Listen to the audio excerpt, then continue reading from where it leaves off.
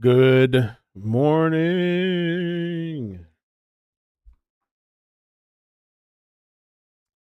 Got to do a little bit of organizing and cleaning with the desk. How's my audio? Seems a little low. Started a couple minutes early.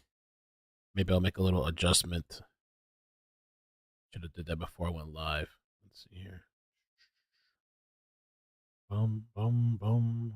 Rise and shine. What's up? Tammy, Natalie, Bryce, Julie, Becky, Snickerdoodle, Rebecca, Oaks. What's up, man? Irene. Sunny morning. Sun's coming in bright. And today we're getting ready. Let me adjust this audio a little bit. A tiny bit, just a tiny bit.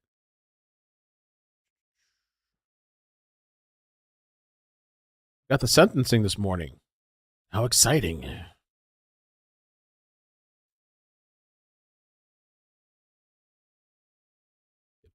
damn it, I didn't want to do that, but okay, anyway. There we go. I don't know if that's too much. Okay, I think that's just right. Hopefully. Maybe not.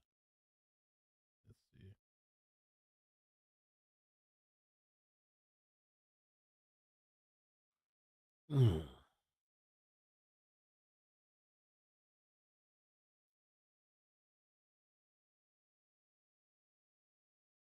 Tiny little boost.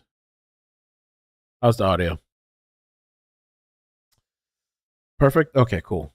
So yeah, today is the sentencing for James and Jennifer Crumbley, starting at 9. Now, if you're wondering, there's a couple things, and if you haven't noticed the title of this video, Jennifer is requesting to live with her attorney, which apparently this is not like the first time this has ever happened. And my girlfriend was telling me this morning, I think Casey Anthony, does Casey Anthony live with her attorney? Casey Anthony live, or who is it? Live with attorney? After so many years, I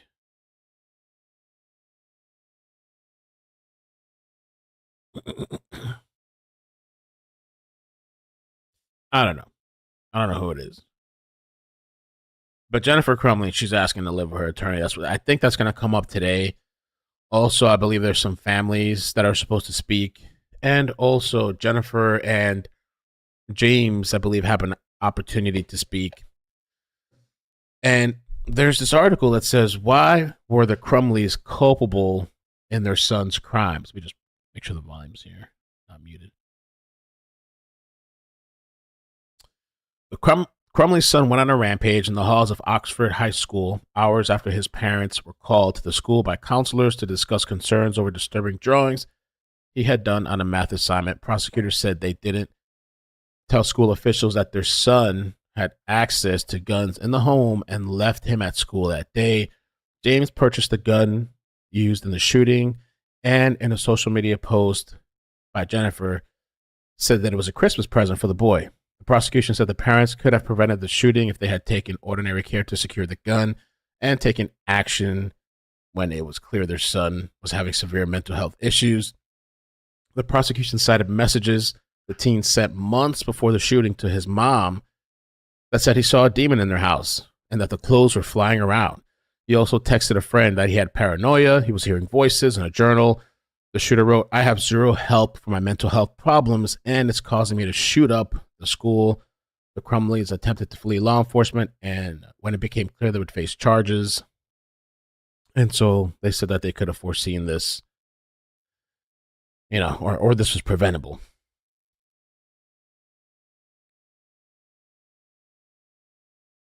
So this morning we're getting ready to start with that. Okay, Kelly, thank you. Casey Anthony works for her attorney. That's interesting. I guess she got a sweet deal.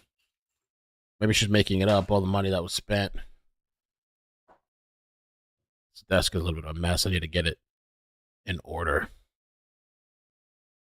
Good morning. What's up, Alyssa? Just Debbie, Wendy. That's the thing. So I wonder what would make an attorney be like, yeah, come live with me. Why? Like if you let's just say, and I believe this attorney, she's married. I don't know if she has kids. Why would you want to bring somebody into your house, a client?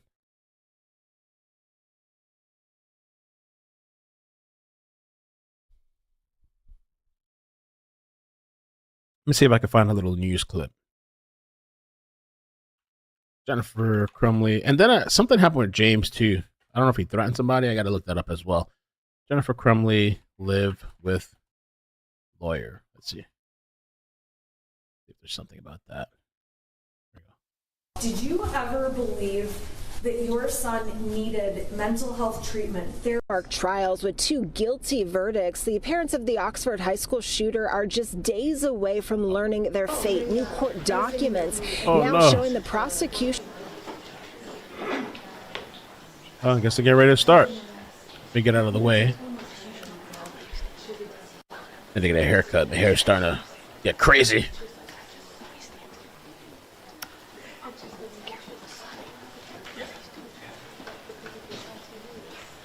Try to brush it. All right, so let's see what happens today. And I'm thinking, if I'm feeling up to it, if I'm feeling good, I want to do that River trial, the opening statements, and maybe some witness testimony. My face is so dark. Everything else is lit on my face.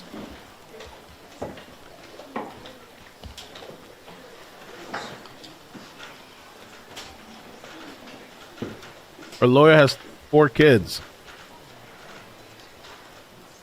Maybe she can make her do like free labor and stuff. Watch my kids, clean up the house. You owe me. To offset costs and stuff, maybe? Modern day slavery? Well, some people were arguing that living with this attorney is more of a harsher punishment than being sent to prison. Buffy, what's up?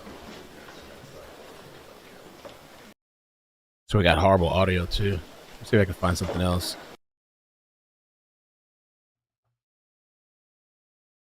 What happened? Let's try Court TV. Oh, their feed went down too? Oh no.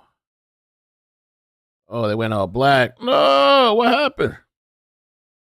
Sort of Court TV. They must all be using the same feed. Let me try another different broadcast.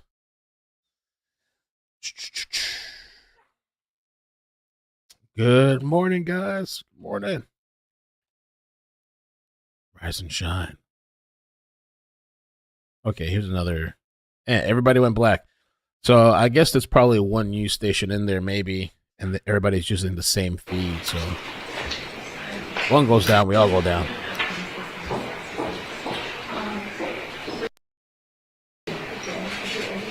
Horrible audio.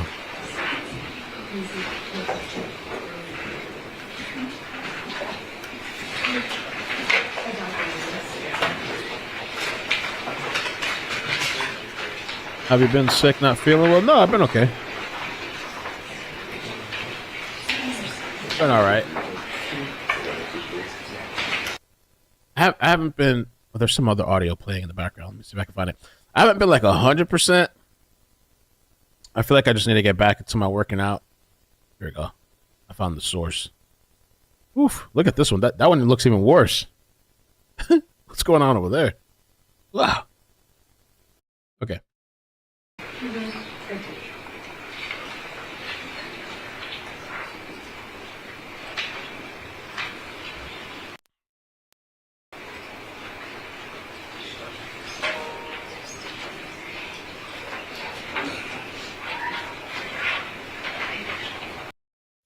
So if you guys could hit the like button, please. Thank you for stopping by. Appreciate it. Hoping to get back into the swing with more regular multiple streams per day. Yesterday we had the solar eclipse, which is kind of cool. It's a fun stream.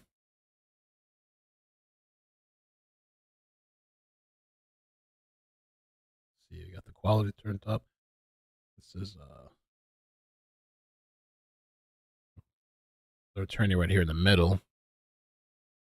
Full courtroom looks like.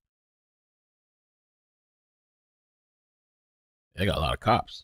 You know.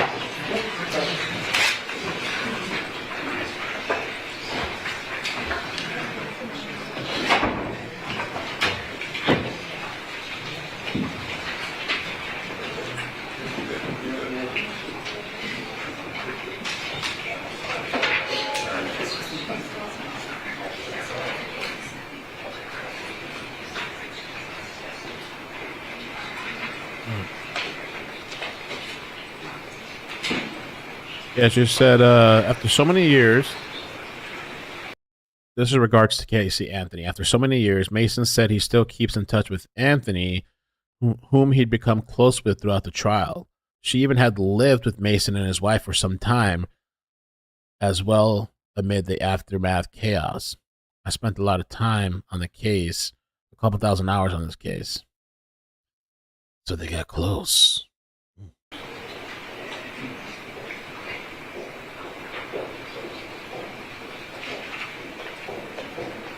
Yeah, ladies, will you let somebody like that stay in your house, working with your husband, and your kids and shit?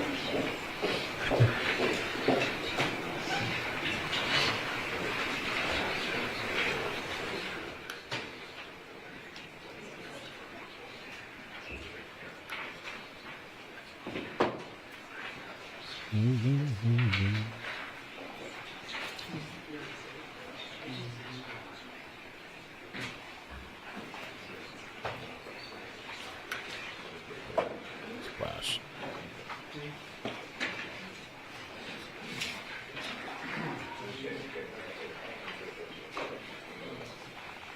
I don't think I'm going to do the Chad Daybell trial. I don't think I'm going to commit to that.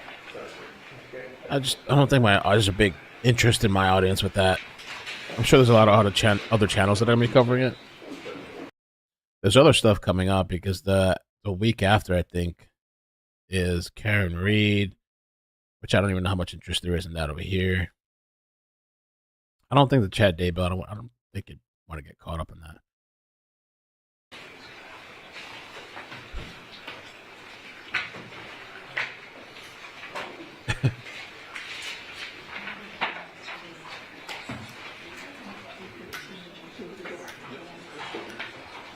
Oh, that's true, Tammy. You're right. Casey was not found guilty. Still interesting to live with your attorney.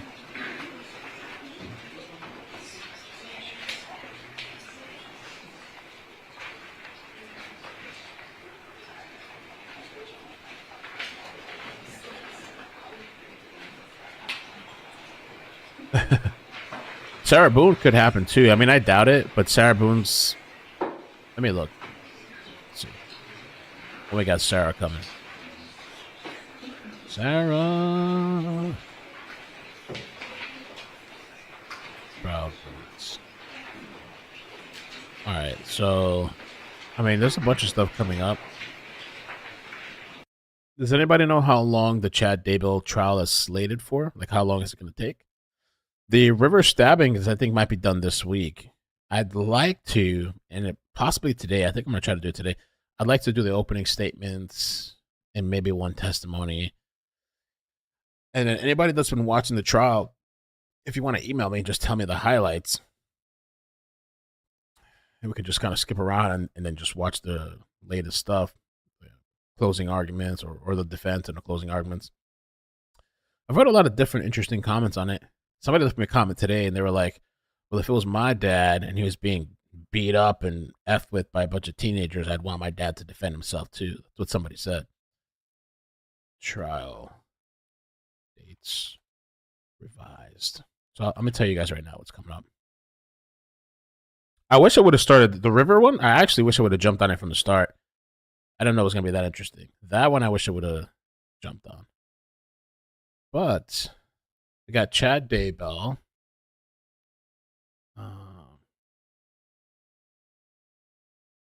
Oh, she did put here it's going to be a short trial, Amy. We got the River stabbings. April 16th, Karen Reed. May 13th, Stephen Stearns. Madeline Soto, but the date will probably move. May 13th, May 31st, Richard Allen. That's going to be interesting. What's going to happen with that? May 13th, Sarah Boone. What's going to happen with that? Alec in July. Tracy Faraday, July. Lori, another trial in August. The sovereign citizen mama that wants to represent herself. That's August 2024, if it happens. Jared Lysick. I don't think that's going to be streamed. That's in September. Donna Adelson. And Tupac moved to November.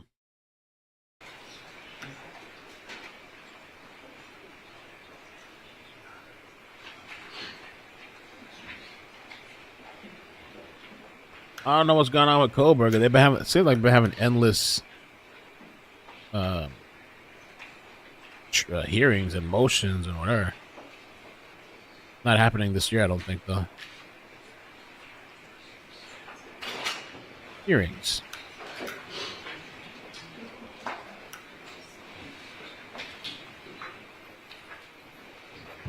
Ooh, that's James. By the way, tomorrow is the Microsoft exec ex-husband hearing. Jose Baez is the attorney. We should check that out tomorrow. 9 a.m. Y'all want to check that out? See the hearing? We'll check that out. I have to probably pull up the information about that story, but we'll check it out.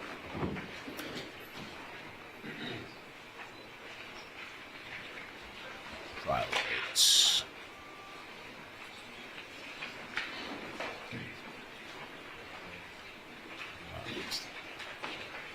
Get back into the swing.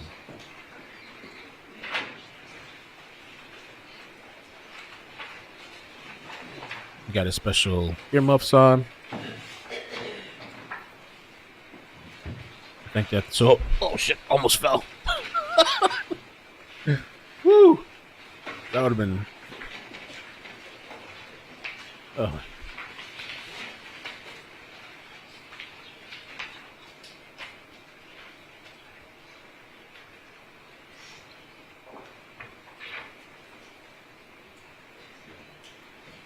The River stabbed. Did just have a heart attack? An open heart triple bypass surgery 6 weeks prior? Oh, I didn't know that. Is Jen coming too? There's Jen. Mama.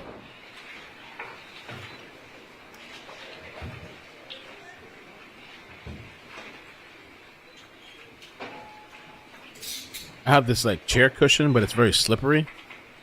So it like starts to like slide off.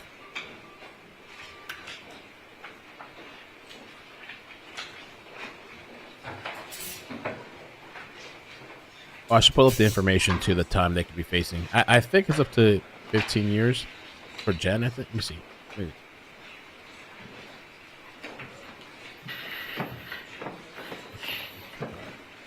That's important too. Okay. So prosecutors are asking for 10 to 15 years in prison for both parents who asked for time served. Now the 10 to 15 years... Trying to see, is that consecutive or?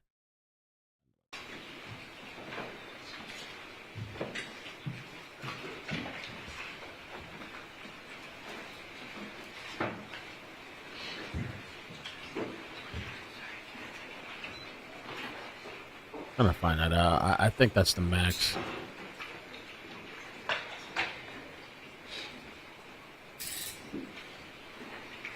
Wow, it's weird. Interesting too that they're sitting right next to each other.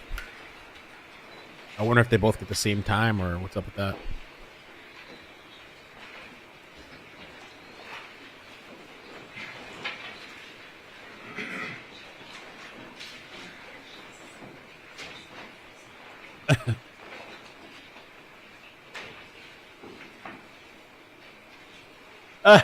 Mamo 3.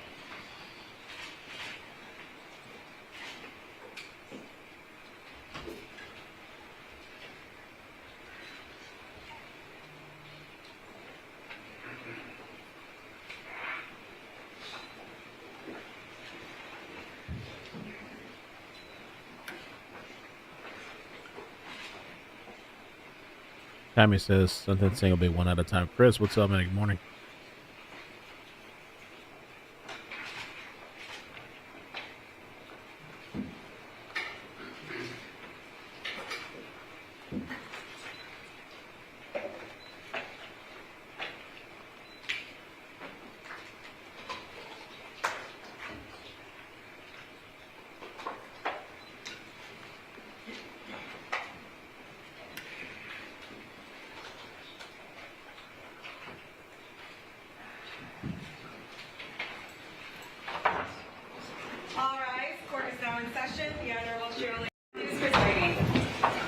All aboard. Good morning, you may be seated.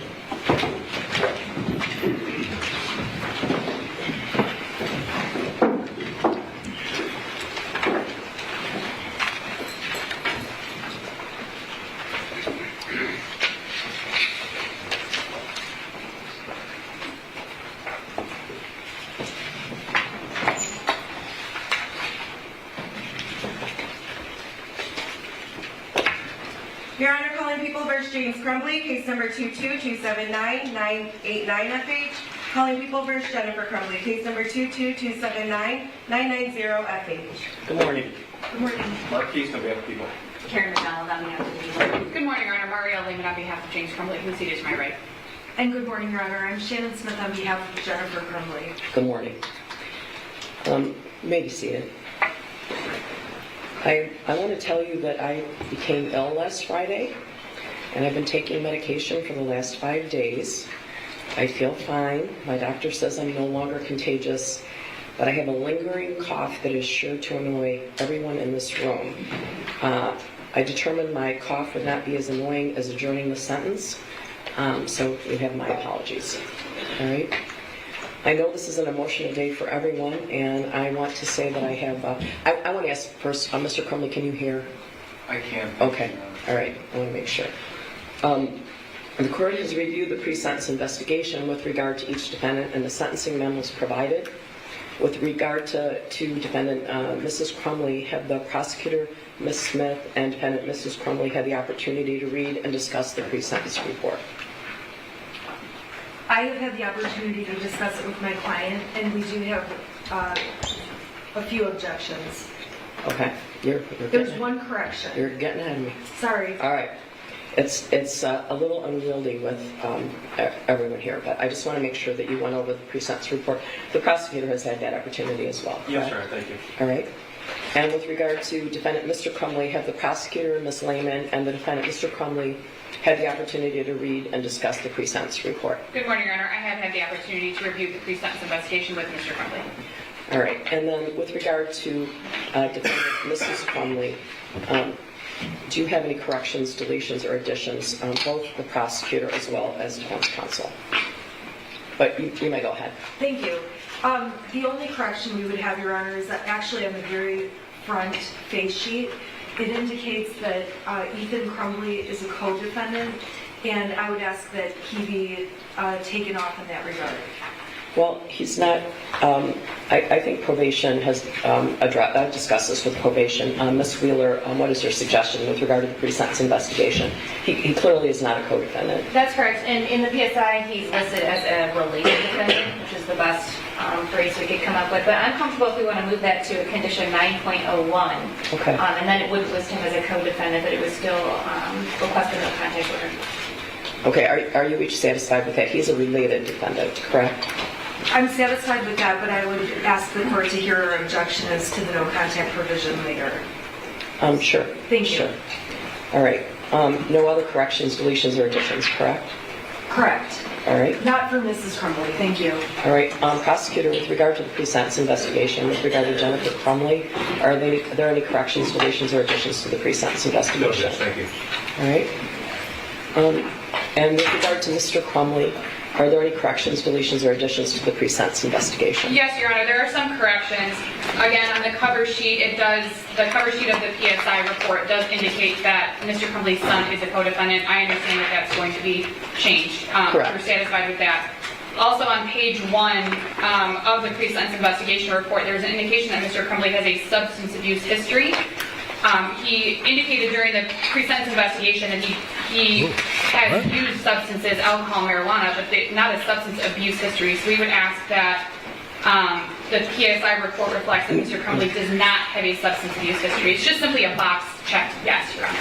Well, I guess I'm going to ask probation to indicate why they checked that box, but from what I read, he indicated that he used marijuana daily, and I didn't read that there was any medical purpose. There's also some support for large volumes of vodka and whiskey being purchased in a 1-month period. So, Your Honor, I am so sorry, if I may. I did not realize it says yes in the box for Mrs. Crumbley with regard to alcohol use. I didn't know we were going to get into the substance, but those purchases were all made in November, right before Thanksgiving, right before the Crumbleys hosted extended family and people for the holidays. So to use those receipts that the prosecution attached in their memo that were not even part of trial, it is unfair, and my client also denies having an alcohol abuse history. Well, they weren't part of the trial because I excluded them. Right. No. Well, the alcohol purchases, you had excluded the photographs with the alcohol bottles. I believe 2 years ago there was a request by the prosecution to introduce evidence that the Crumbleys had made large volumes of purchases at a liquor store close to their home. And I don't think at the time the prosecutor was able to link those party store purchases to alcohol. So at that time, 2 years ago, I believe I excluded that at that time. But I'm going to allow the prosecution as well as probation to address that. Just on the last comment from the court judge, that's correct. I think it was June of 2022. And regarding the purchases themselves, counsel put in photographs of that Thanksgiving dinner. There were 6 people there. The evidence supported by the prosecution shows 18 different bottles of whiskey and vodka over a 26-day period, Judge. It's factual by preponderance of the evidence that occurred. I believe probation can better articulate the reason why the box substance abuse was checked, but it appears just from the factual information, that's why it was checked yesterday. Ms. Wheeler, would you like to address I mean, some people that? keep alcohol Judge, stored in the house. Mr. Keith, Like, the alcohol purchases were not put into the PSI because we were not aware of those at the time the PSI was prepared without the use of a medical marijuana card. And in addition, Mrs. Crumbley's use is outlined in the narrative, and I think that justifies substance abuse history. Your Honor, I would object if substance abuse, any substance abuse was in high school, and there certainly is not drug abuse. So she's listed as yes for drug abuse, yes for alcohol abuse, and yes for substance abuse. We would be objecting to all 3, but the probation department hasn't even said anything with respect to Mrs. Crumbley and drug abuse. Would you agree that drug use should be stricken? Judge, it says that she first tried marijuana at ages 16 and alcohol at 19, used marijuana occasionally until 2020.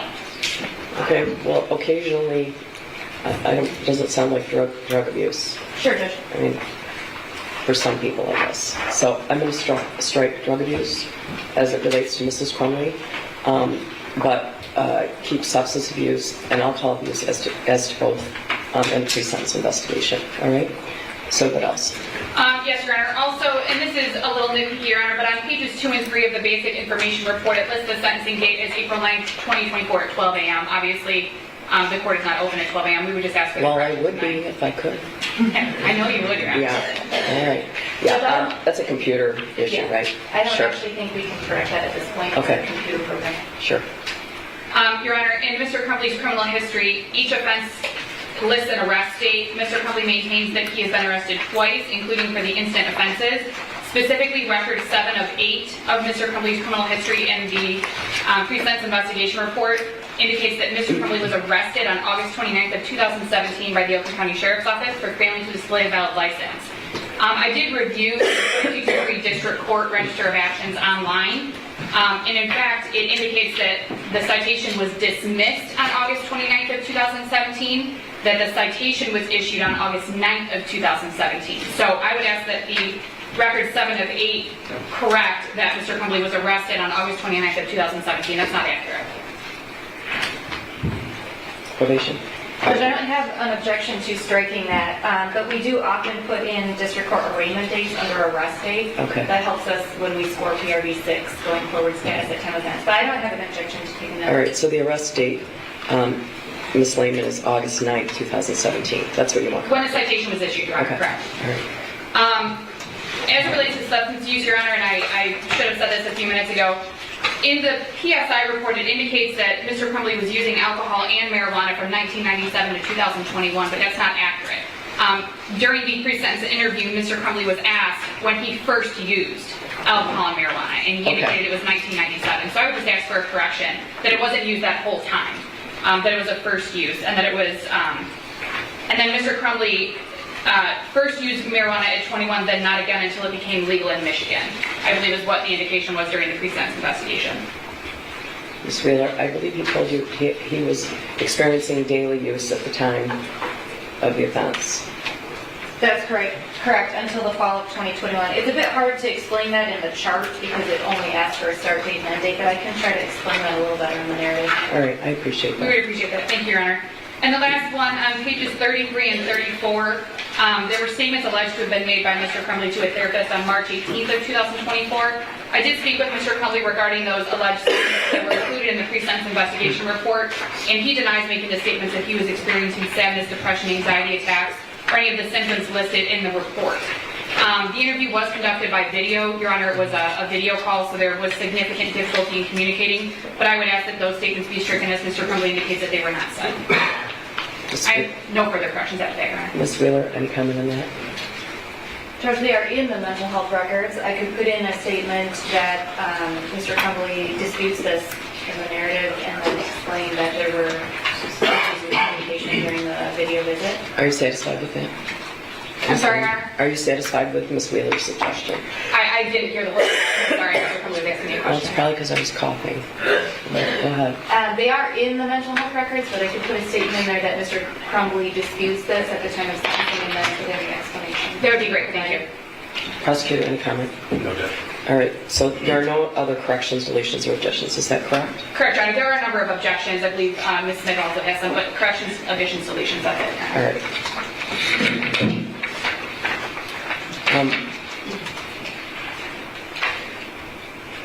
I want to point out that each defendant has a right to and will receive an individualized sentencing in this matter.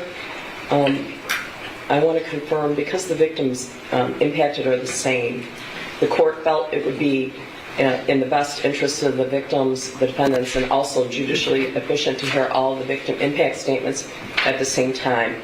I want to be sure that neither defendant has any objection to that. No, Your Honor, that's fine. Thank you. No objection, Your Honor. All right.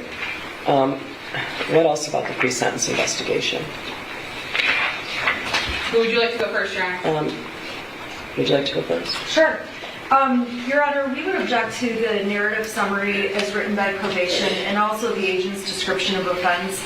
It's very obvious that probation did not sit through trial and hear all of the evidence that came out at trial. For sure.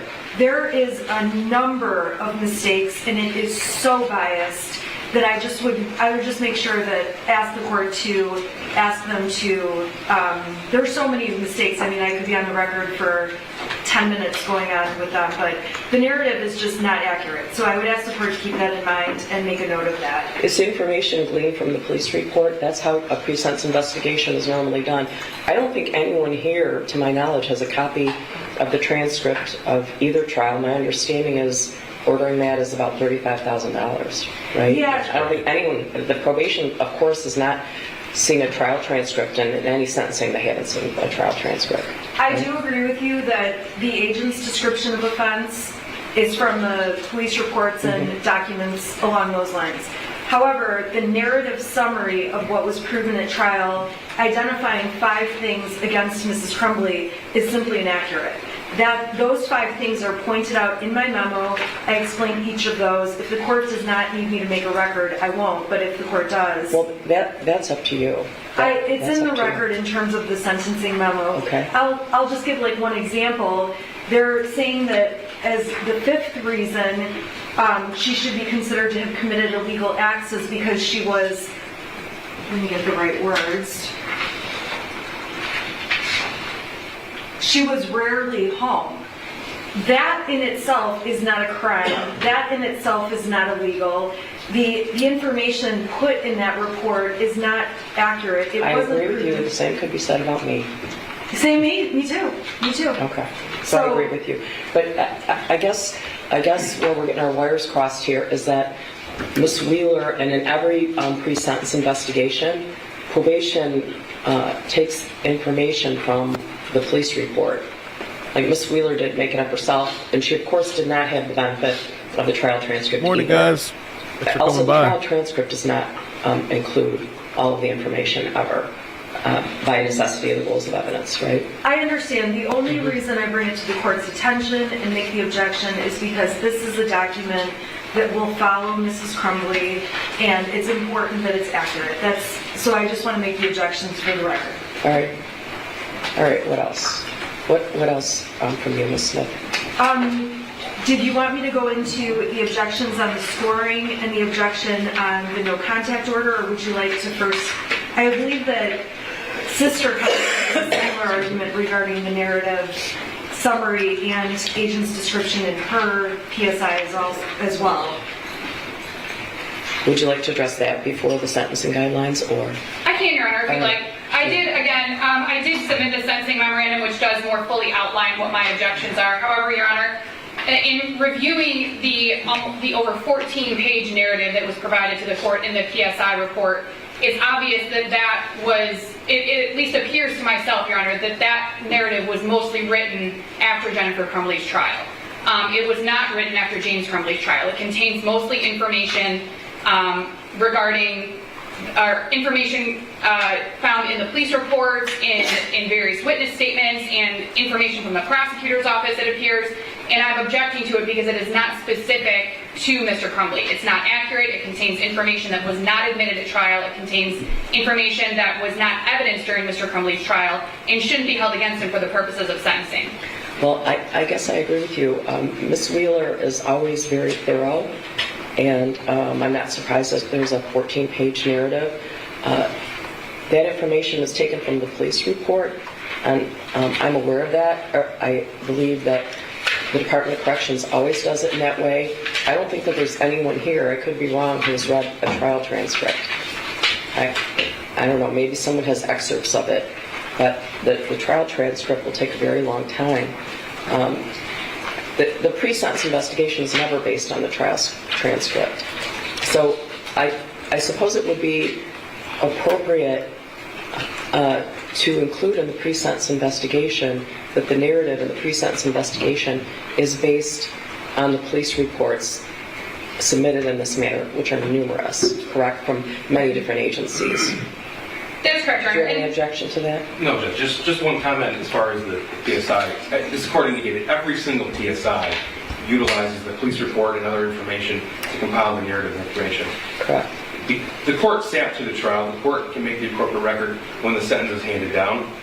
The jury found these facts to be true. I dispute the characterization that the PSI is real with inaccuracies. I believe it to be accurate. And Ms. Wheeler obviously reviewed all the cell phone records, and those were included. Judge, you made certain rulings throughout the pendency of this trial, as you alluded to earlier. It's readily available to you. Nothing needs to be extracted from the summary. I have no objection to a statement in the PSI indicating that Ms. Wheeler drew information from the narrative or police reports. That's fine. Like I said, it happens in every single case. But I do dispute the characterization. But I understand the court is going to issue the sentencing individual to the offense and the offender based upon the record. Correct. So we'll add that. We'll add that. Thank you, Your Honor. It does, in the report, it does indicate a number of reports that Ms. Wheeler relied on in writing the narrative, and then it says, and other evidence. And again, some of the things that are listed in the narrative were not evidence in James Crumbley's trial, specifically the over 2,000 pages of text messages or messages between Mr. and Mrs. Crumbley, in addition to other messages between Mrs. Crumbley and her son and things of that nature. So I'm asking for those corrections. We could use a different word. And Judge, again, as the court has stated, it's the same police reports that are used for each, and I do believe it's very clear in the PSI that they are conversations between Mrs. Crumbley and someone else. It certainly doesn't say Mr. Crumbley. That's correct, Your Honor. I'm just ensuring that Mr. Crumbley's PSI is specific to Mr. Crumbley, and that the court is considering that. That's why I'm making the objections I'm making, Your Honor. All right, I appreciate that. Thank you, Your Honor. Okay, what else? Anything else about the pre-sentence investigation besides the sentencing guidelines, right? Aside from the sentencing guidelines, the other objection relates to the no contact provision proposed between Mrs. Crumbley and Mr. Crumbley, and I'm arguing on behalf of Mrs. Crumbley, obviously, and between Mrs. Crumbley and Ethan Crumbley. This is a family. They have despite even having felonies on their records, they have a constitutional right to be a family unless the prosecution can articulate a reason that is valid and surpasses a certain standard to disrupt the family from being able to have contact with one another. Let me give you some information that I didn't previously have.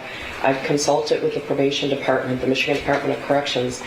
They have indicated to me that if Mr. Crumbley and the shooter are in prison, the Michigan Department of Corrections will categorize them as enemies.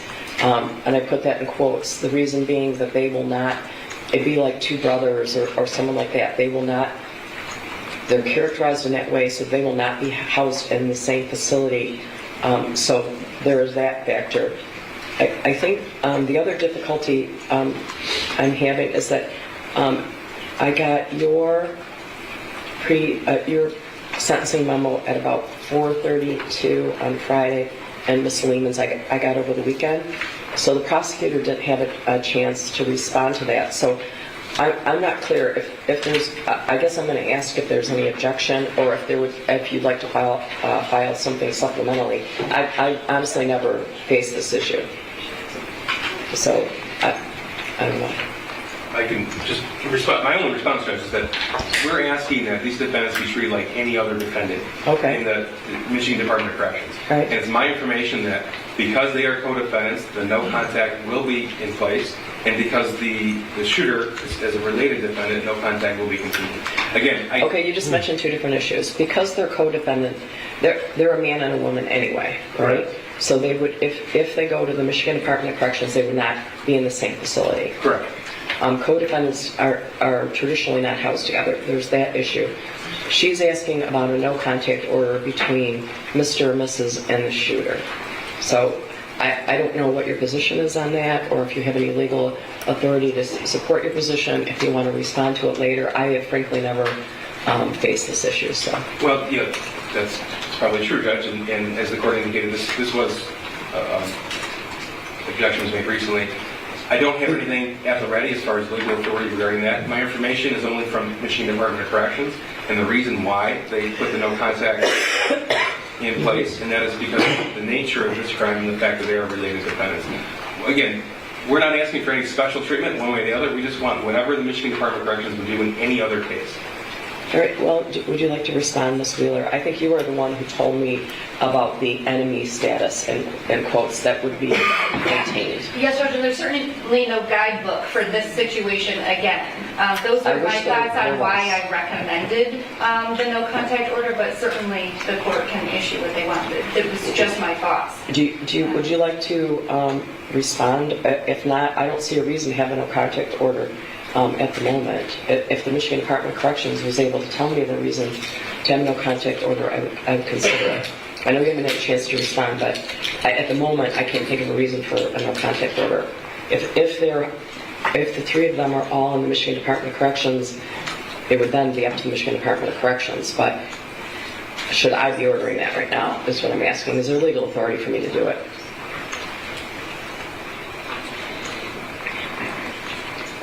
The options are lifting the no contact order or allowing you to research further. We just don't want the sentencing to be adjourned, Judge. Me neither. I'm not adjourning the sentencing. In that case, Judge, could the court hold this in abeyance so we can respond? Yes. That would be that would be my preference. All right, I'm going to do that. All right, because I don't really have a chance to respond to that. Just the issue of whether or not the three of them would have no contact.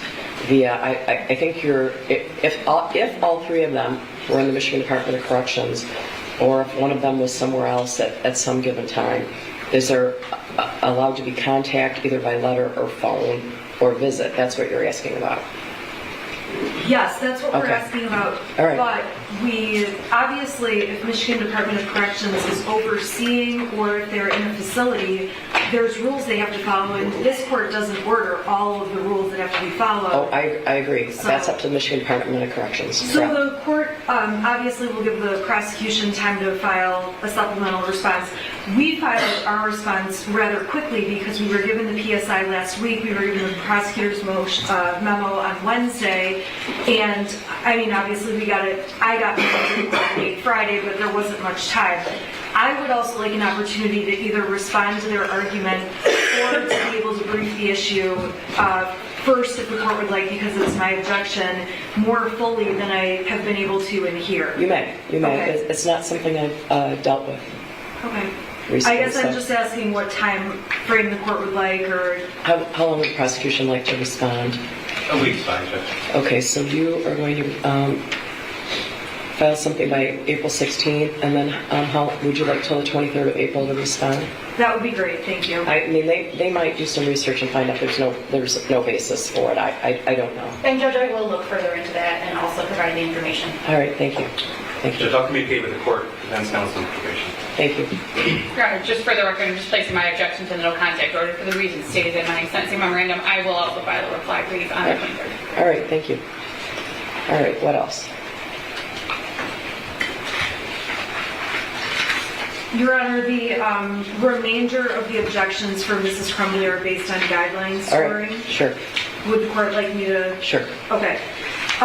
Your Honor, Mrs. Crumbley is objecting to the scoring of offense variables 7, 9, and 13, all based largely on the same reasoning.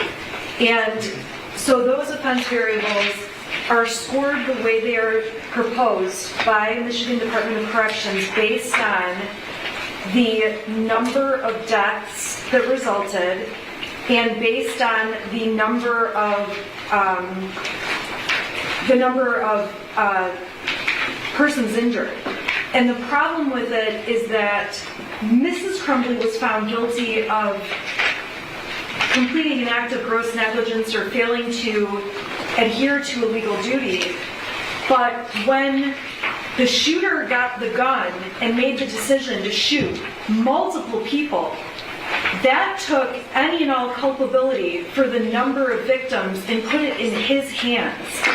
So the shooter, if he had gone out and shot one person, which if it's reasonably foreseeable he would hurt anyone, okay, one person might be reasonably foreseeable, the guidelines would be scored far differently. And just as a matter of course, the guidelines don't take into account a situation like this, much of the law in this case has been novel and new.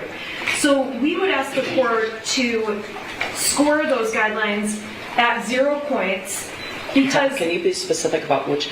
We need to take each guideline individually. It's important for the record. Right? Sure. Okay, so prior record variable 7 gets scored when there are 2 or more offenses that the defendant is convicted on. Mm-hmm. And the objection in this case is that the conviction is based on there being 4 deaths.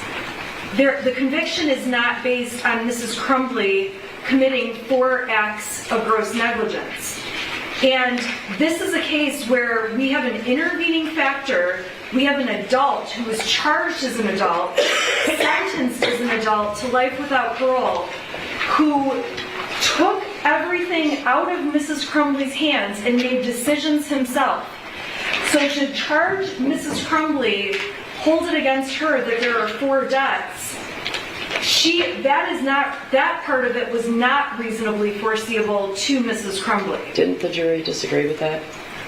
No, the jury found that the jury did not find 4 different ways to say that there was gross negligence. The scoring is based on the number of deaths. At the end of the day, the shooter could have gone and shot 1 person, or 4 people, or 100 people. The problem is that even if it's foreseeable that something was going to happen, when the shooter intervened and made the decision what he was going to do as an adult that was convicted and held accountable for each of those 4 deaths and everyone injured, it came out of control from Mrs. Crumbley. So we object to the scoring that she committed 4 offenses. I agree with you, the jury entered 4 convictions, but the basis of it was 4 deaths. And it's not 4 acts by Mrs. Crumbley. This is a very unusual case. Well, if there were specifically 4 deaths intended, she would be charged with homicide, right? Isn't that true? That would be true. But as with involuntary manslaughter, so if a person drives a car and ends up killing 6 people, there could be 6 counts, okay? But this situation is distinguishable because we have a different person who comes in as an adult, makes decisions, and takes any of what could be possible out of Mrs. Crumbley's hands. Okay, he wasn't an adult. He was charged as an adult. Isn't there a difference? Well, yeah, you're right. I'm saying though, he was charged as an adult. He was held accountable for those crimes. He made the decision on how many people to shoot. He went in and made intentional choices. My point is just that Mr. Crumbley and Mrs. Crumbley, and I apologize because I'm arguing for Mrs. Crumbley, but sometimes I'll mention both. The decision on the impact of this case was absolutely not in their control. It was not foreseeable, and that's the basis of the objection. Even if we respect the jury's verdict, they found that gross negligence took place. We respect that. That's fine. We get that. But at the end of the day, Mrs. Crumbley shouldn't be sentenced as if she controlled the fact that 4 people were murdered, or if the shooter had shot 100 people. That's the objection, and this is a unique issue. It's a unique issue in that there is not case law, and it's going to be a matter of first impression. Ms. Lehman, do you want to weigh in on this PRB 7? I would, Your Honor. I also am objecting to this scoring at 20 points. I do believe that the proper score is for 0, for reasons similar to those that Ms. Smith stated. This is not a case where there were 4 separate grossly negligent acts alleged. It was one grossly negligent act, and quite frankly, we don't have the jury here to ask them what they found, or if they found that there were multiple grossly negligent acts. There were 4 counts for the 4 deaths of the students. And Your Honor, I understand that having these conversations, I'm not trying to be callous to anyone, Your Honor. I know.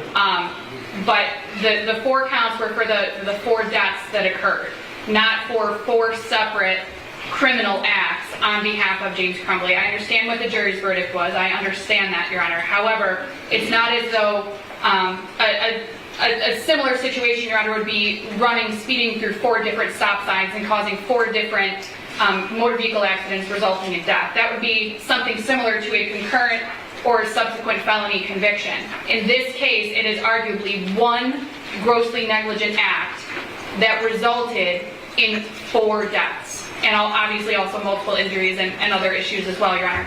But my position is that this should not be scored at, PRB 7 should not be scored at 20 points because it is one act, not multiple acts. And I don't believe that the sentencing guidelines properly consider the facts of this case. Again, we've never seen a case like this before, and I don't believe that the sentencing guidelines properly consider the facts of this case, Mr. Crumbley's case, or even Mrs. Crumbley's case, to adequately score PRB 7, and I believe it should be scored at 0.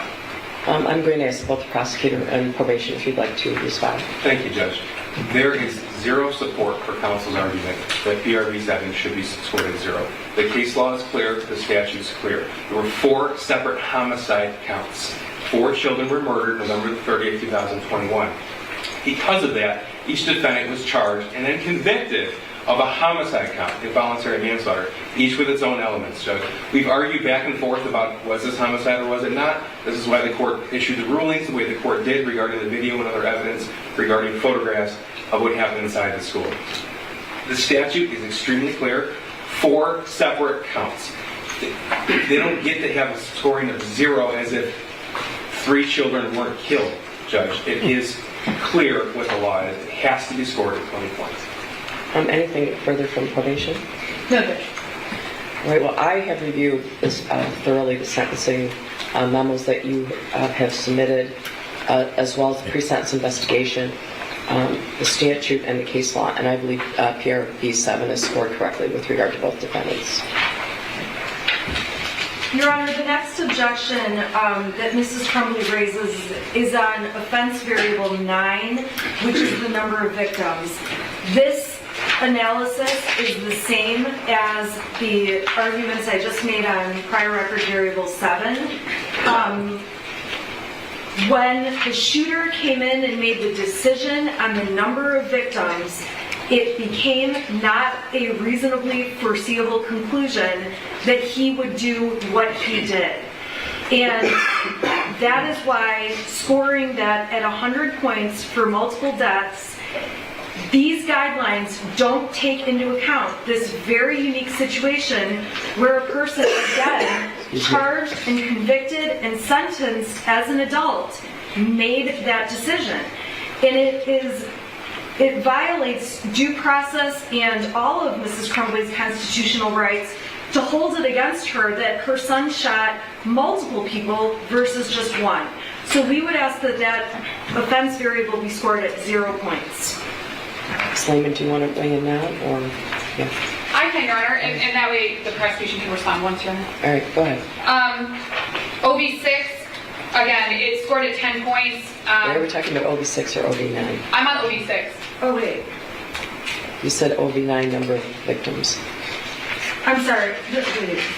I can do OB9, Your Honor, if you'd like, and then go back to OB6. All right. I went to OB9. I can do OB9, Your Honor. Okay, go ahead. OB9, similar arguments to PRB7, Your Honor. It was not Mr. Crumbley who pulled the trigger on the firearm that killed the 4 students, Your Honor. I'm making the same arguments. I don't think that I need to reiterate them, but I believe that it should be scored at 0. Thank you, Judge. Regarding offense variable 9, the jury did find he was reasonably foreseeable. It's jury instruction 1615, 1618, 1610, Judge. 2 juries, 24 individuals, 24 citizens found them guilty and found this act to be reasonably foreseeable. Had they not, they could have been found guilty. That's the law. Now, again, there is no justification for scoring at 0. They are homicide offenses. Each is a separate count. The statute is clear. The case law is clear. We provided supporting information and documentation in our sentencing memorandum. The scoring has to be 100 points. Anything, Ms. Wheeler, in addition? No, Judge, thank you. All right, well, I agree. I've spent, even before receiving any of your sentencing memos, I spent an incredible amount of time going through all the guidelines, and I believe that OB9 is scored correctly to pursuant to the pre-sentence investigation, the statute, as well as the case law in this matter. All right? Your Honor, Mrs. Crumbley's next objection is to offense variable 6, which is the offender's intent to kill or injure another individual. We would object to the scoring of this variable because Mrs. Crumbley did not have intent to kill or injure another individual, even if she was grossly negligent and obviously found guilty of gross negligence. That does not mean she intended to kill or injure another individual. We know who intended to kill or injure another individual, and that's the shooter. He was held responsible, he was charged, he pled, he was held responsible, and we would object to the scoring of OB6. Okay, OB6 says, or there was gross negligence amounting to an unreasonable disregard for life, right? Or. I agree with you, but the problem is that, again, these sentencing guidelines don't take into account another person coming in and making those decisions. So that's the problem, and that's what makes all of these guidelines not exactly fit with the circumstances of this case. You know, did you guys read, I sent you a case named Albers. Did you read that case? I thought that was interesting. 258 Mishap 578. I thought that was telling. There was a number of victims in this apartment, and someone was a fire starter, a known fire starter, injured all kinds of people there. And I think that had more to do with OB3, but I thought that was a telling case. Ms. Lehman? The difference, Your Honor, in that case, though, is that there wasn't somebody who was charged as an adult that intervened and made the choice to hurt everyone in that apartment building. That's the difference in this case, is that Mr. and Mrs. Crumbley did what they did or didn't do, but when their son came in and made decisions, again, it took it out of their hands. And if he had made the decision to do something different with that weapon, we wouldn't be here with that scoring. That's the difference. I don't think they were charged based on what he did with that weapon. They were charged with everything they did and didn't do. up to the time that he used that weapon, right? What he did from the moment he started shooting is not really the crux. I agree with you, and that's why the problem is that because he got involved, the offenders in this case did not have any intent on their part, and so it just makes it very distinguishable from any other case of involuntary manslaughter. It complicates it enormously, and it really does become an issue of first impression in this case. Ms. Lehman. Yes, Your Honor. For OB6, it's currently scored at 10 points. The defense, Mr. Crumbley, requested it be scored at 0 points. The prosecution asserted 2 separate theories during trial, which were both read to the jury. We don't know which theory the jury relied on. If they all relied on the same theory, if they all relied on different theories, if half of them relied on one and half of them relied on the other. Unfortunately, Your Honor, we don't know the answer to that. So the issue that we have is that there are 2 theories under which Mr. Crumbley could be convicted during trial. We know that he was convicted because we're here at sentencing. But neither of them takes into account the fact that there was no evidence presented that Mr. Crumbley was aware of what his son was planning. There's the guidelines, and specifically OB6 doesn't take into account that there was no evidence presented during the trial that Mr. Crumbley was not aware that his son had obtained access to any firearms in the home. And again, for these reasons, it's the intent. I understand that gross negligence is a part of the scoring, Your Honor. However, it's disregard for human life. There was no evidence presented that James Crumbley had disregard for human life. Whether it's believed he was grossly negligent or not, Your Honor, there was no evidence presented during trial. Again, notwithstanding the jury's verdict, I understand what the verdict was, Judge, but the guidelines themselves, the scoring, which is what we're doing right now, this is not retrying the case, this is just scoring the guidelines, and the guidelines themselves, Your Honor, do not take into account the specific facts of this case and the evidence that was presented during this case. So for those reasons, Your Honor, I'm asking that OB6 be scored at 0 on behalf of James Crumbley. Prosecution. Thank you, Judge. In Jennifer Crumbley's memo, there was no objection to OB6. We did respond and articulate the reasons why. In James Crumbley's memo, I asked the court to take that argument from our memorandum into consideration regarding Jennifer Crumbley's case as well. First, I'd like to address the counsel's repeatedly calling this a case of first impression. This is a rare case. It's a unique case, but it's not a case of first impression. The legal duty in Michigan has been around for years, as has involuntary manslaughter and the law surrounding involuntary manslaughter. We actually cited Albers to the Court of Appeals as well as to this court in our response to the defendant's initial motion to quash in early 2022. That case is on point, as is People v. Cole, which is cited and attached to our sentencing memorandum. The jury instruction is clear, 1618 and 1615, Judge. OB6, 10 points are scored when there was gross negligence amounting to an unreasonable disregard for life.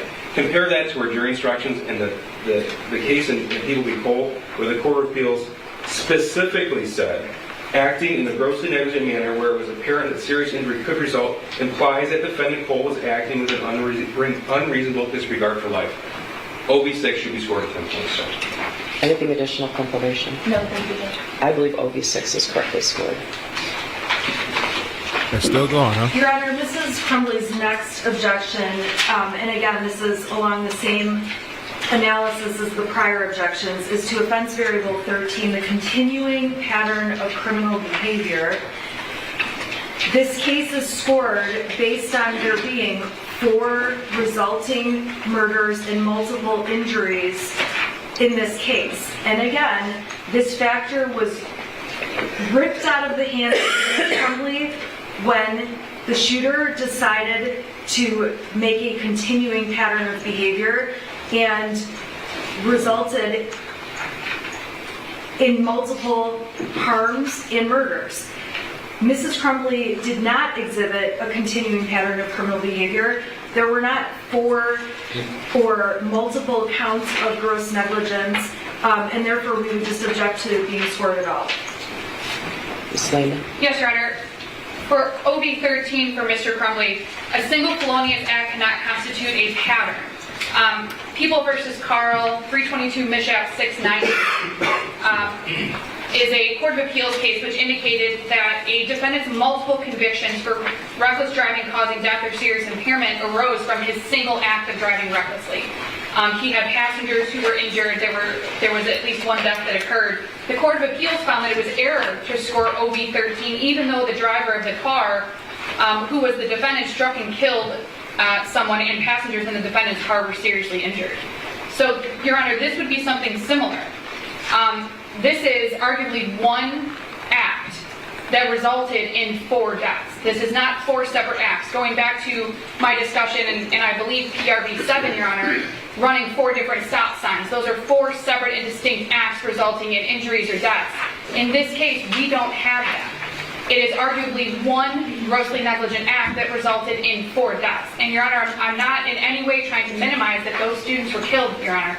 But in scoring the points, it's currently scored at 25 points for the 4 deaths, and not 4 separate acts. Those 4 separate acts were committed by Mr. Crumbley's son, based on, according to the jury, his one act of gross negligence. And again, we don't know what act the jury relied on. We don't know if they believed that there were multiple. We don't know, quite frankly, Your Honor.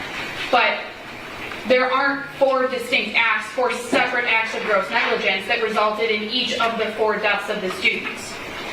So again, Your Honor, for these reasons and the reasons that I stated in my memorandum, and I do cite additional case law for the court, I believe that OB 13 should be scored at 25 points on behalf of James Crumbley. Well, I did read the case. I'm sorry, 0 points, Your Honor. I did read the case law in your briefs, but I think there's some more recent case law provided by the prosecution in their brief. I don't know if it's Herman or Gibbs. Do you want to respond? Yes, Judge Briefly, thank you. First of all, OB 13 does permit the court to score 25 points when the incident occurred on one day.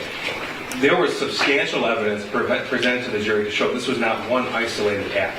Gross negligence occurred over a period of time. There was absolutely a pattern of gross negligence that culminated in the shooting on November the 30th, 2021. Just off the top of my head, buying the gun, not locking the firearm up, not taking him home when asked, not asking him about the gun on November the 30th, not reacting in a variety of different ways when shown that math worksheet on November 30th. There wasn't one single act of gross negligence. It occurred over a continuum. We presented evidence in the Jennifer Crumbley case from March 2021 till December of 2021.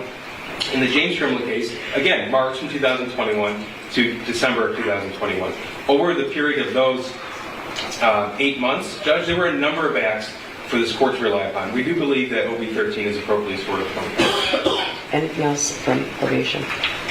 Again, I have reviewed all the PRVs and OBs and the case law in the statute, and I believe it's correctly scored. Your Honor, the next objection Mrs. Crumbley has is to offense variable 19. This is a different type of argument than the prior argument, so I just want to let the court know. This offense variable is to be scored when a defendant interferes with or attempts to interfere with the administration of justice. And the reason this was scored against Mrs. Crumbley is because of the claim that she tried to run and tried to avoid arrest. On the night before charges were issued, I texted Miss McDonald directly, which I attached to my memo, and said... Judge, I know it's argument, Judge, but we've been over this before a number of times. And the court... A charged felon doesn't get to text somebody We've had this discussion. and the court has already indicated that, Judge. I ask we move on. I'm going to let her make her argument, but we've had this discussion before. Law enforcement does not have to ask for permission to arrest someone. If I have an outstanding warrant, one of these deputies could come up to this bench right now and cuff me. I understand that, but what the prosecution has done is put together a false narrative that's been repeated by the media over and over and over, and it's been repeated in court. Miss McDonald is the one who said they were in an industrial building. She's the one who used the word abandoned. It was a warehouse, a non-retail place that was closed at night. Right? It was not a warehouse. It was a building that had businesses in it. It was a non-retail building. No, there are retail businesses in there, and there are businesses in there that are not retail businesses. Either way, it was not an abandoned warehouse. Okay. Okay? And then the prosecution argued and put on the record. I guess it's hard for me to understand why it matters whether it was abandoned or not. Okay, because the narrative the media has played over and over and over repeats inaccurate information. I can't control the media, trust me. I understand. However, the prosecution also stated falsely and knowingly falsely, based on the fact they had a video of when Mrs. Crumbley and Mr. Crumbley were found. Oh. What happened? Again? A mattress, which is just not true. They were laying on a mattress. Right. At the time, though, they made it sound like they're crouching and hiding, and the media reported that over and over and over, and that has been a major problem throughout this case, and why I asked this court for a gag order. And we were thankful for the gag order. It did eliminate some more of the narrative coming out. But the prosecution very successfully painted this picture of people on the run. Meanwhile, Ms. Lehman and I can't do anything more to get our clients turned in. We are desperately calling the prosecutor's office, filing appearances with the court, making arrangements. Our clients are being threatened so badly, they are terrified to just go walk into a jail where everyone is looking for them in Michigan. We plan to be with them as their attorneys, and it's complete garbage that the prosecution has been able to carry this narrative out through trial. And that's why I did attach my text messages to Ms. McDonald letting her know. All she had to do was say, I am charging. She did not let me know. She does not have to do that. It's a professional courtesy that most prosecutors do. It just is. Not in a case like this. Evidently. Ms. Lehman? Because, well, there's different arguments for each defendant. That's correct, Your Honor. They are different arguments. Okay. So I just want to address this briefly, Judge. First of all, this court may recall the text messages that the court allowed to be admitted in the Jennifer Crumbley case. At 11:16 p.m. That's correct, Judge. Text message between Shannon Smith and the defendant. We're hiding out. We may have been found. And then the response was, oh shit. Oh, Judge, I am charged. That's true. That's not what it was. Yeah. That came, Evidence. right, but that was not texted by Mrs. Crumbley. Okay, well. She was Oh, already who was it? I asleep. guess James? Okay, That's it, James. here's the problem with that. Because the evidence has shown, both of the defendant's sentencing memos address the arrest in Detroit. You've suggested on numerous occasions that the prosecutor was required to make arrangements with one or both of the defendants to turn themselves in. I know that in circumstances where someone is charged with a retail fraud, something like that, you might get a common letter. They're not required to do it. Do we all want things to happen the nice way? Sure. But it's not true. Law enforcement is not required to ask permission to arrest people. The fact of the matter is the charges were announced at noon. They knew about the charges. You knew about the charges, right? Not until after the press conference. At noon. And then we Okay. were trying to It's make my dime. arrangements. It's my dime. Sorry. They do not have to make arrangements with you. I know that's the nice way. That's the safe way. The fugitive apprehension team was in contact with you. The defendants were aware and did not turn themselves in. They went to a non-retail establishment in Detroit and hunkered down.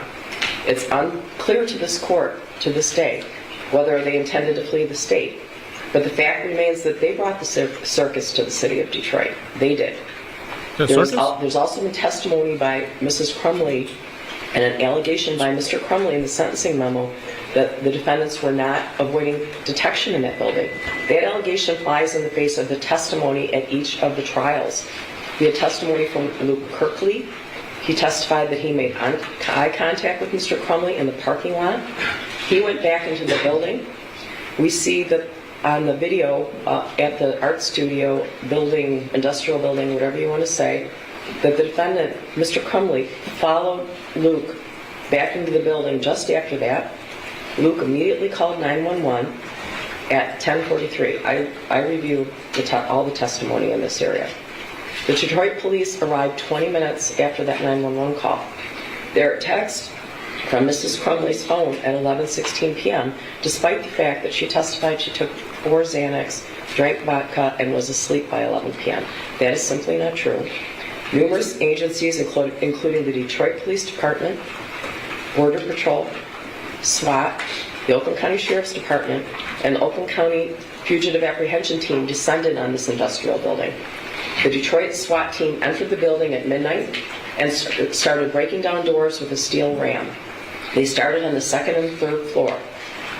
They obtained a key to the door where the defendants were on the first floor an hour and a half later. The suggestion that the defendants were asleep and did not hear this is highly improbable.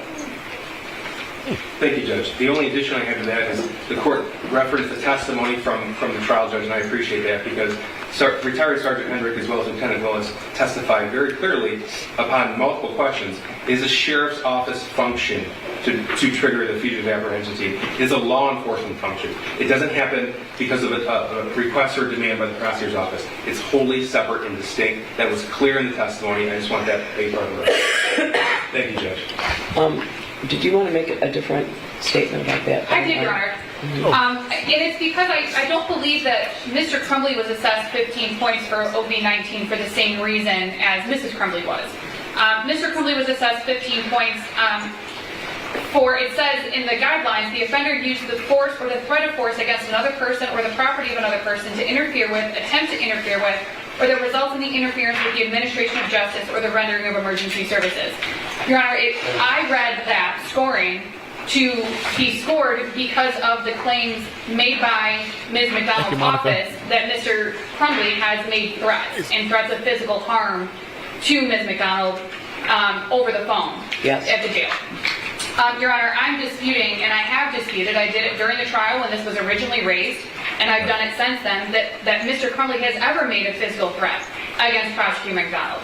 He has vented, he has been angry for the reasons that I cited in my sentencing memorandum, but he has never threatened to physically harm Ms. McDonald. He has never said that if you continue with this prosecution, I'm going to hurt you. He has never said, if you don't stop this right now, I'm coming after you. Instead, as I indicated in my sentencing memorandum, the statements made by Mr. Crumbley, although there has been some language that may not be very respectful, that may be angry out of frustration for being incarcerated and on lockdown for 23 hours a day for the last 2.5 years, for something that Mr. Crumbley and I maintain that he did not do illegally or wrong. But he vented his frustrations, Your Honor, and he never threatened harm. He never said if Ms. McDonald continues that he's going to do something, or Mr. Keith, or Mr. Williams, or anyone else at the prosecutor's office or law enforcement. So he scored 15 points, presumably based on these claims of threatened physical harm against Ms. McDonald, which we dispute ever happened. Mr. Crumbley and I maintained that OB-19 should be scored at 0. Again, we also dispute that he was ever fleeing, so even if the prosecution wanted to change their theory to the flight, we would dispute that he was even fleeing, although I understand what the court just indicated and what Mr. Keith has indicated previously. So for the purposes of scoring, OB-19 should be scored at 0. There have been no threats of physical harm. There have been no interference with the administration of justice. There is a thumb drive of the threats. We could play them, or Mr. Keith could read them into the record. I don't know to what extent the prosecution would like to address. Play it. We're going to go there. Let's go there. I hope not to, Judge, but I do need a response in here. I'm not going to read all of them. They're on page 4 of our sentencing memorandum. Play them. We need to hear the tone of the voice. And we did attach them as the court indicated, so I know the court has listened. OB-19 should be scored at 50 points if the offender used force or the threat of force against a person to interfere with or attempt to interfere with the administration of justice. I don't know any other purpose for what James Crumbley did other than to interfere with the administration of justice. He knew specifically that his jail calls were recorded. He knew, or at least he believed, that the elected official, Ms. McDonald, was listening to him because he sent a message specific to her. He did it not just in an abstract sense, Judge. He did it while she was actively prosecuting the case. I have had a number of instances where defendants threatened witnesses. Rarely do we see a defendant threatening the prosecutor, let alone a member of a trial team, let alone the elected official. There will be retribution. She's going to be fucking sucking on a fucking hot rock down in hell soon. I am fucking on a rampage, Karen. Yes, Karen McDonald, your ass is going down, and you better be fucking scared. I didn't want to read that, Judge. That was just a few weeks before the trial. Play it. I don't know any other definition what that could be other than a specific threat made to a member of the trial team. We ask that this defendant be treated no differently than any other defendant who would make a similar statement to any prosecutor or defense attorney or judge in this building. OB-19 is certainly correctly scored at 15 points. I believe that it's correctly scored with regard to Mrs. Crumbley and Mr. Crumbley based on their avoiding law enforcement while at the art studio, industrial building, whatever you want to call it, on that evening for a long period of time. But in the alternative, there's alternative theories for scoring OB-19 with regard to Mr. Crumbley. Regardless of his ability to make good on those threats because of his incarceration, I still do believe that those were threats against the prosecutor. Thank you, Judge.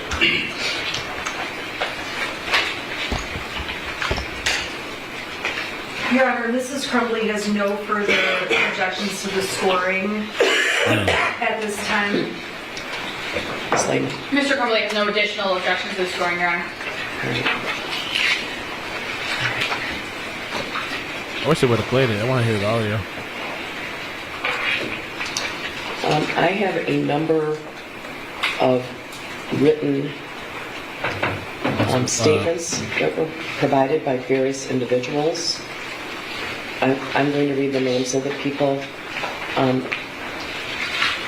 Could you tell me the pronunciation of Madison Baldwin's mother's name, Nicole Beausoleil?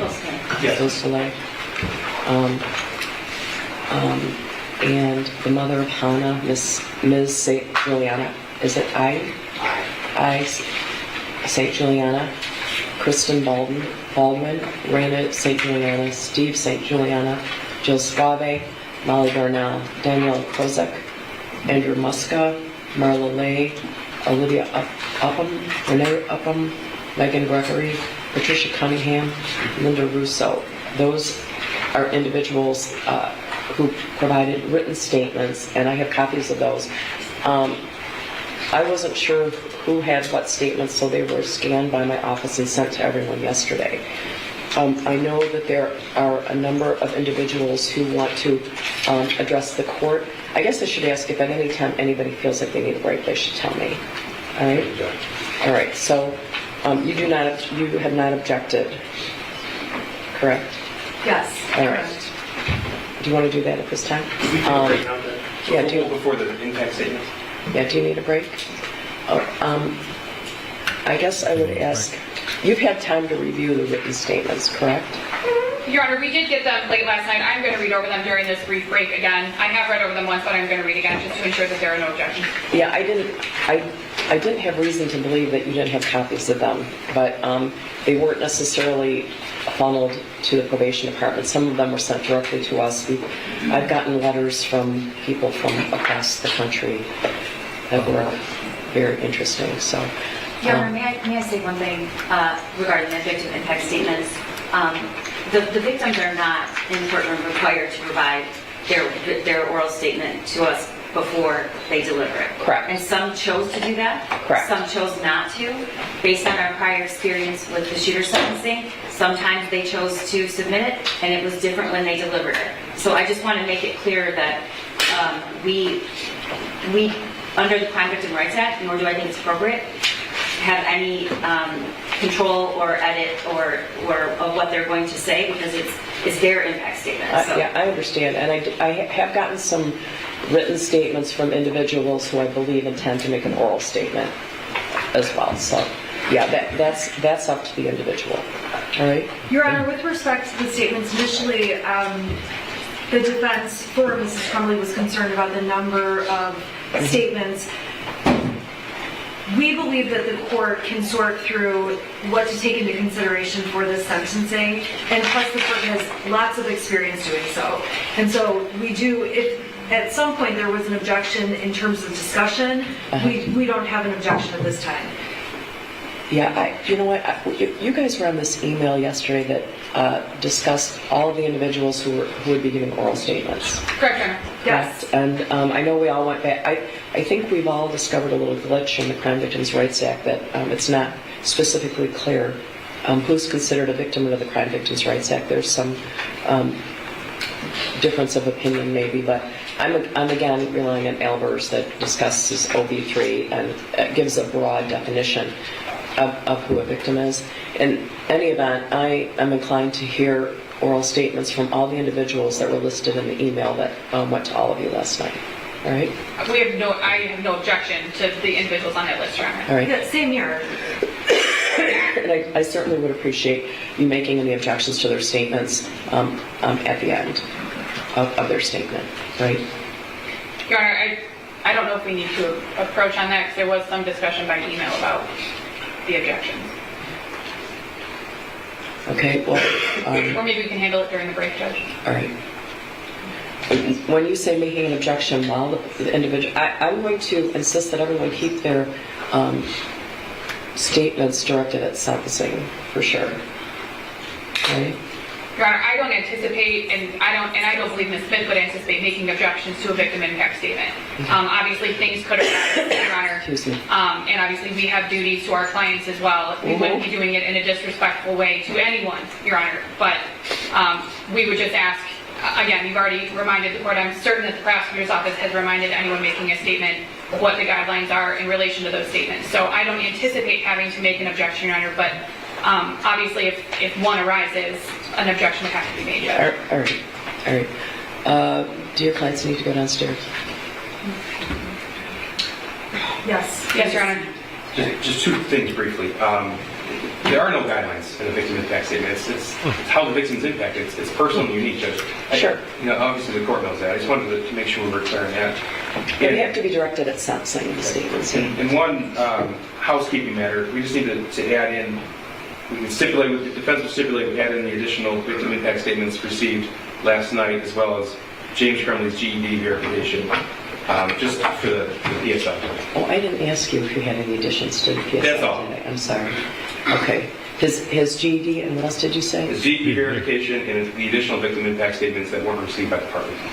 Yeah, I think we got some at about 6 o'clock last night, right? Right. So, yeah.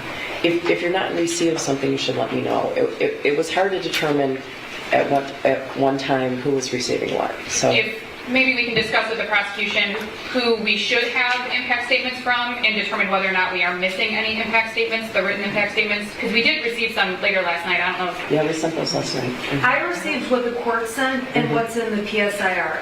Correct. That's what I've received as well. I don't think there's anything else We received one this morning. from Mr. Schilling. Yes, sir. But I believe Mr. Schilling is going to make an oral statement. Correct. Is that correct? Yes. So I wasn't concerned about that. Thank I you. was referring to the written letters received by the court. Okay.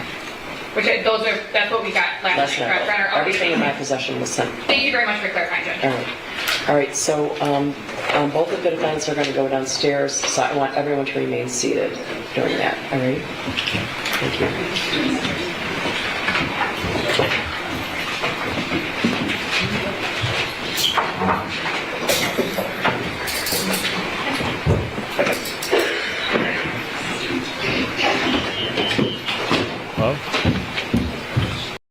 So it seems it's gonna probably be a while. I don't know. They have written statements and also people there that are gonna give verbal statements.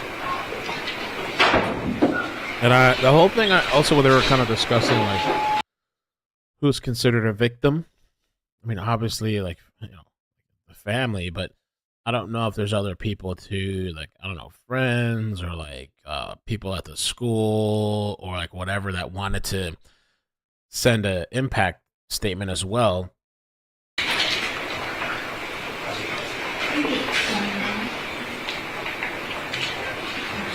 This one, look, just whispering.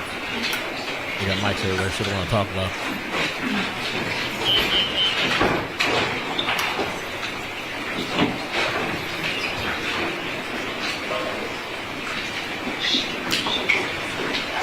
Ellie, thank you so much for the 21 months. Says woohoo, thanks for all you do now. Thank you. Chicken Mickey, thank you for the 2 months. Monica, thank you for the 3 months. Says 3 months member. Best 3 months, Mel. I love it. Thanks. Thank you so much. And also Kelly said woohoo, thanks for all you do, Mel. Serenity RPH. Thank you for the membership. I really appreciate you guys that were able to do the memberships. We've gotten up in the numbers, so that's amazing. Happy about that. This whole let's see here. This whole thing with James Crumbley, I guess before the trial, they're saying he made threats to the prosecutor, Karen McDonald. That's the blonde hair lady on the prosecution side. And in a memo Wednesday to the judge recommending a 10 to 15-year sentence, Assistant Oakland County Prosecutor Mark Key said James had made those threats against the county prosecutor, Karen McDonald. The defendant has repeatedly referred to the prosecutor as that effing stupid or B word, and he addressed her or his comments directly to her, according to the memo. And so this was in October 9th, 2023, a jail call says, yeah, Karen McDonald, you're going down, you stupid bees at the jail. Go ahead, record this call, send it to Karen McDonald, tell her how James Crumbley is going to effing take her down. And then on December 26th, 2023, in a jail call, well, she's going to be effing sucking on effing hot rock down in hell soon. Or hot rock in hell soon. So he's livid. He's angry. December 20th, in a jail call, says, yeah, effing Karen McDonald, you're effed when I get out. Damn. December 23, 2023, jail message. There will be retribution, believe me. So he's like making threats. I'm going to come back and get you. That's pretty serious. January 3rd, 2024, jail call. I'm effing on a rampage, Karen. Yes, Karen McDonald, your ass is going down. You'd better be effing scared. I can see him getting a higher sentence just because of that. Or maybe even charged separately for that too. Haul his ass back into jail or into courtroom.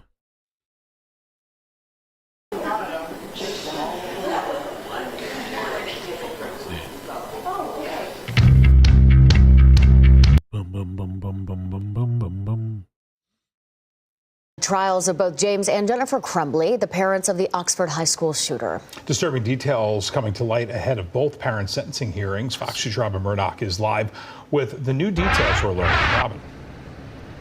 Good morning, Jay and Erica. We are now less than a week away from the sentencing of the parents of the Oxford High School shooter. It is set to happen next Tuesday inside the Oakland County Courthouse here in Pontiac, right behind me.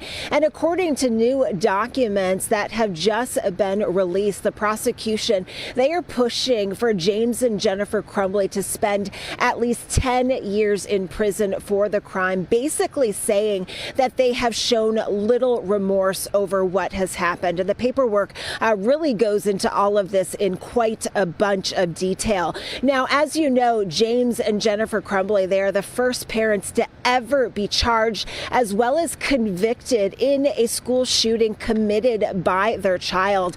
Now, just earlier this year, they were found guilty of 4 counts of involuntary manslaughter for each of the students killed back on November 30th of 2021 in the halls of Oxford High School. Now, that happened during those trials earlier this year. Now, while the prosecution believes they should be locked up for a long time for buying their son the gun used in that shooting, despite the warning signs and failing to secure it properly, Jennifer Crumbley, according to those court documents, wants to be fitted with a tether, and she wants to live with her attorney.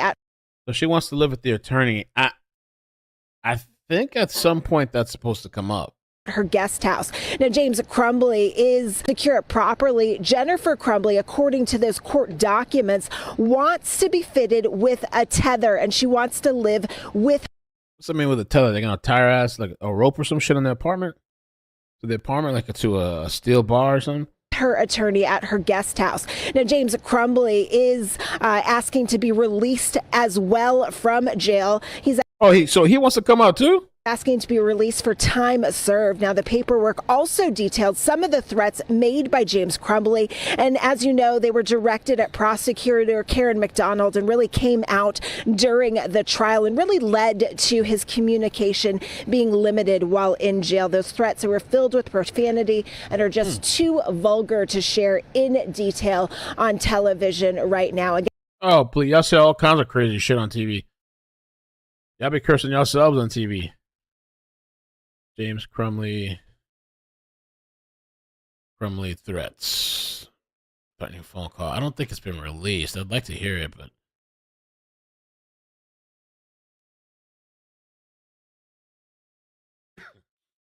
the father of county prosecutor constantly. I don't think they played it. I don't think it's actually out yet. That would have been cool to hear. Hear the real side of James.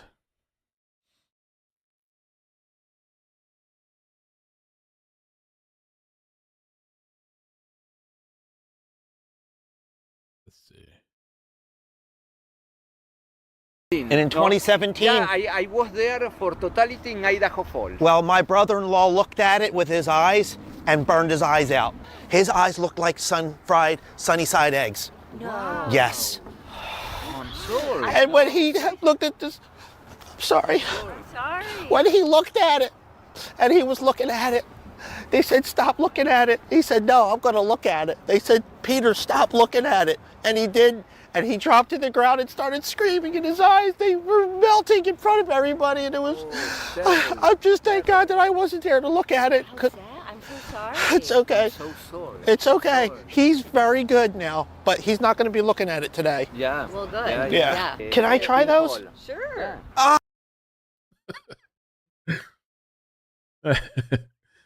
So the Eclipse yesterday. Yeah, Shannon, they're saying Shannon got 4 kids. I'm not sure what that's about. I can't see myself letting somebody to come stay like that, a client. I mean, I don't know what the benefit would be. I guess putting them to work. I guess you'll stay in the guest house. You'll have to cook, food for all of us and the kids. Maybe you'll take the kids to and from school, unless the tether thing doesn't apply. I mean, she probably can't leave the house. Maybe clean the house, mow the lawn, filing stuff for my other cases. Maybe that's the perks that they see coming out of that. You basically you owe me and you're gonna work for me, probably maybe for free, just for the sake of you being out. And in turn, yeah, living maid, you're gonna be cleaning and doing all this stuff.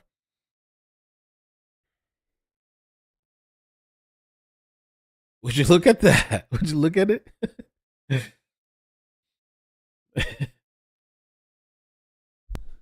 I guess that's the perks of that. I don't know. The only thing is, the biggest thing to consider is your kids, I guess. But how long have they been locked up too? Is he trying to do time served?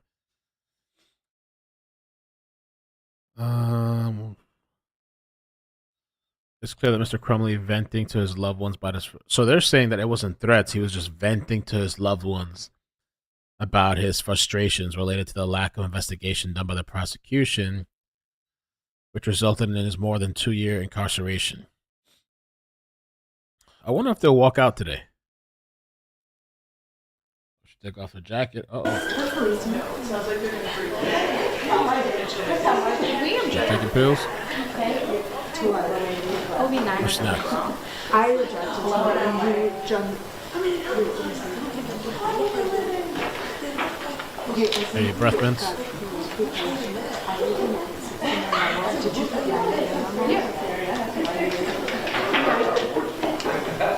I like that.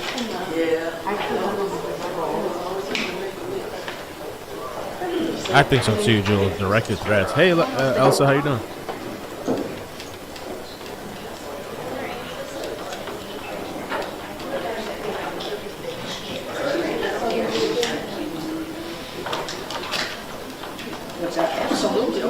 Her and Shannon want to drink vodka together.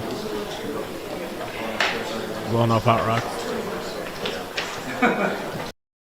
I mean, it looks like they're starting to come back, so they're going to do the impact statements, which is probably going to be, I'm sure, emotional.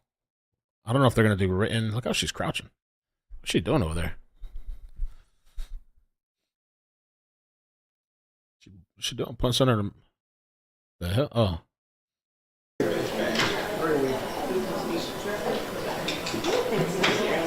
Maybe doing her makeup again? Lipstick?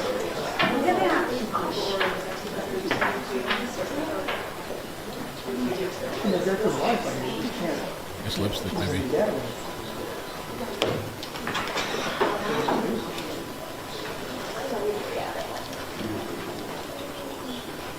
I think last time they got her, she was doing it right in front of everybody. Now she's kind of ducking off to the curve, having some soda too. Oh, we're doing great, Elsa. Thank you. It's working, girl.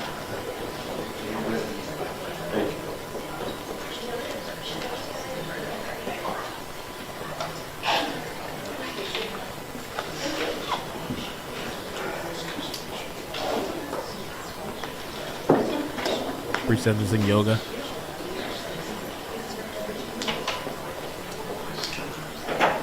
I'm curious if they're gonna say anything, if Jennifer or James, because they get a chance, I think, at the end to say something too, the final thing. But I don't know.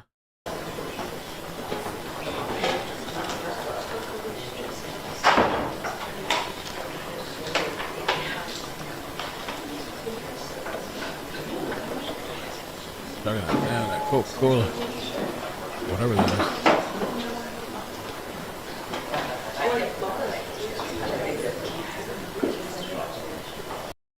So, making history, at least in America, I think, charging the parents for school shooting their child did.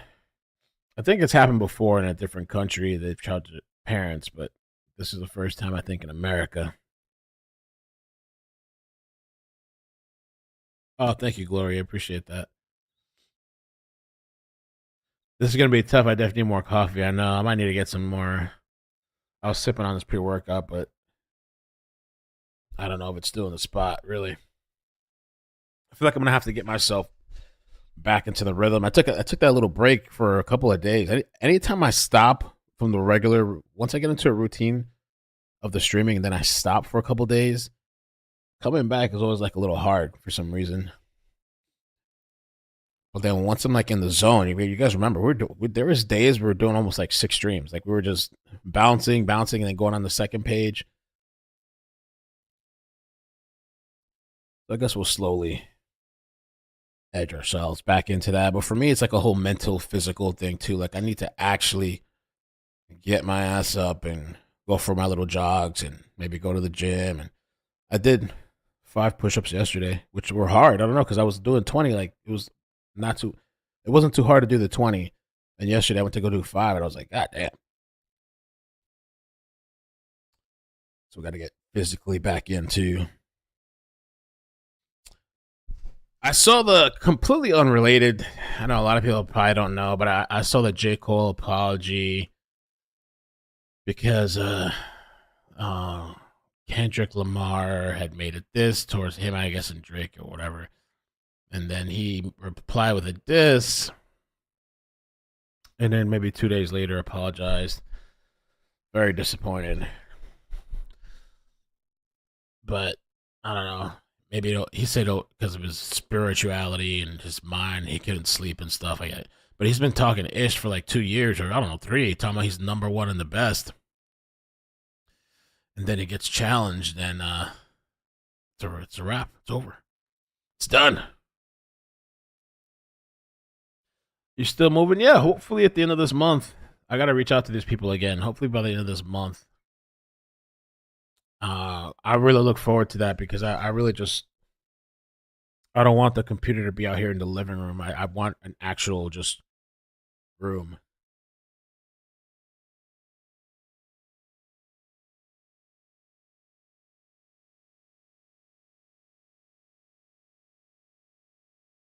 Yesterday's eclipse must have messed me up today.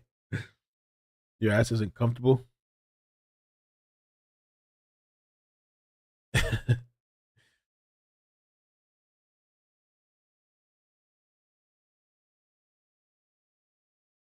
5? What are you talking about? I don't even know what I said. MEK.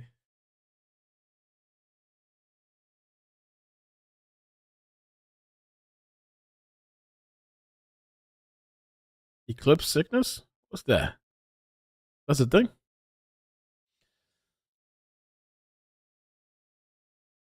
Landon says, I'm telling you, people after COVID, all the tension in the world, they're radicalizing the kids in the country to commit these acts of violence. I think COVID, had a really bad effect on kids and on everybody, on adults too. And we're probably still seeing the effects and the so-called long COVID. Headache and stuff. I heard some people saying headache. Is it just from looking at the eclipse, or just by just everybody? Just because the fact that we're here in the world when it happened.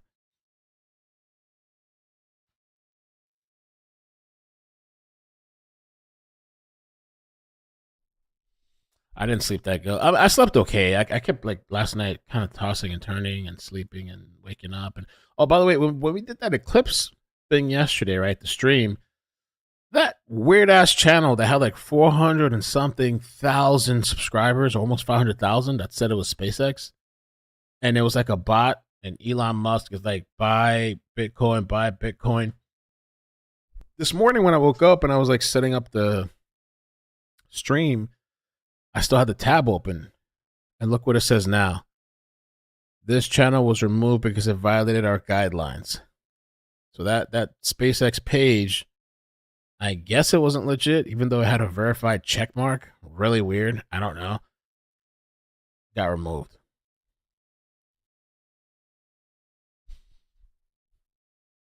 COVID uptick again? It's coming back?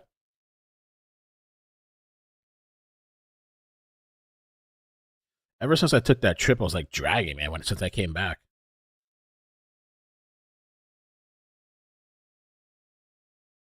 You guys had headaches? I had no headaches. I slept the best I ever slept since the solar flares. Yeah, I saw a fake SpaceX channel wanted to sell you Bitcoin. Yeah, I was like, what in the heck? What's going on? Now they terminated it. Yeah, Jennifer put on a lot of weight. She did. I put on a lot of weight too. I think that's part of why I feel like the way I do. So I was like, I got to start getting back in the rhythm. But she noticeably put on a whole lot of weight. I don't know how that happens in jail. I guess if you have like people sending you, what do they call it? The the money and stuff in jail or whatever. Currency. Need a vacation from the vacation. Yeah, I don't think I'm driving like that again. I honestly, that shit is too much. The whole thing was just exhausting.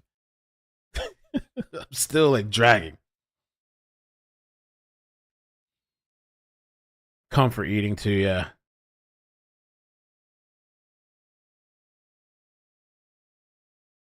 That was too much. The next trip might be like a 2-hour drive. That's it. I'm not doing more than that.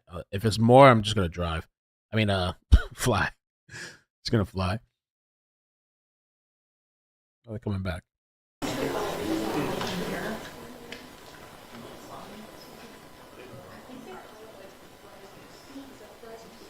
Commissary, thank you. Yeah, commissary.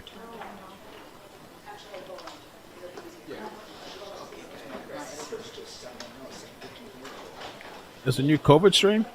Oh, man. There was some other virus, too. What are they talking about? Let me look it up. They're talking about a new virus or something.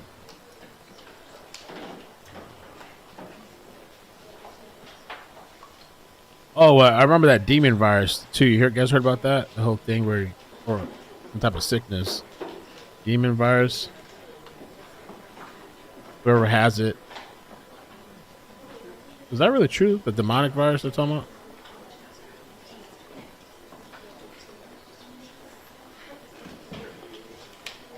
Daily Mail. A very few portion of people were seeing demons.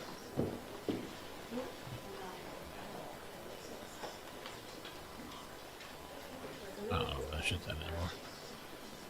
Maybe they deleted it.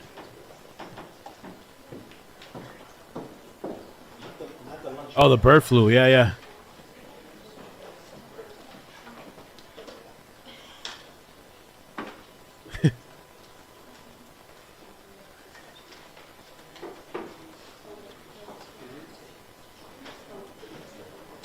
Yeah, I agree. Main food is carbs. Yeah, man. I that's one thing too. I gotta cut back the carbs. When I eat carbs, I just blow up.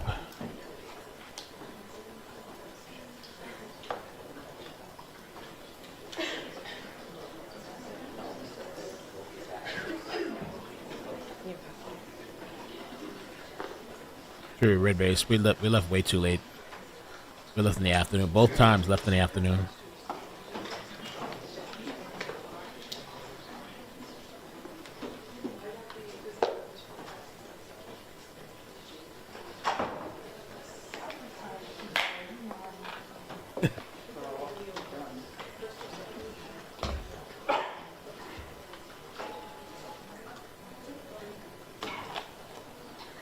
Maybe I should get a picture of the victims, maybe. So when they're referenced in the impact statements, you can get a visual.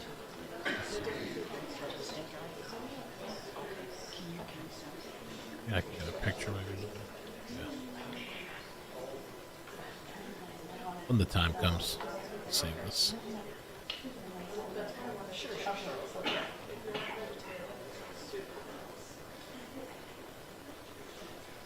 J. Cole.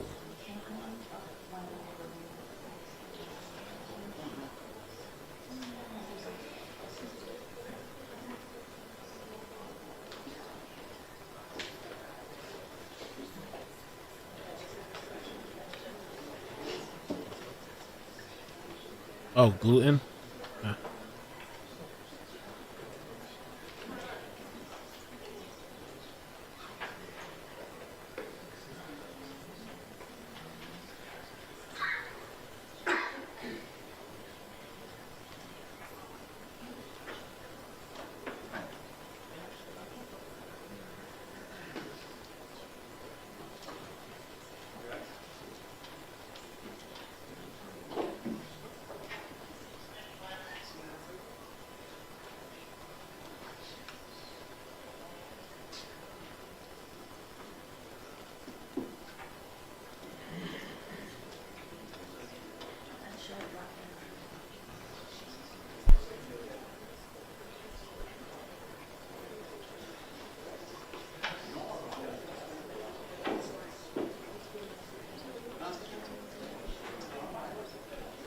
You lost 50 pounds? Damn.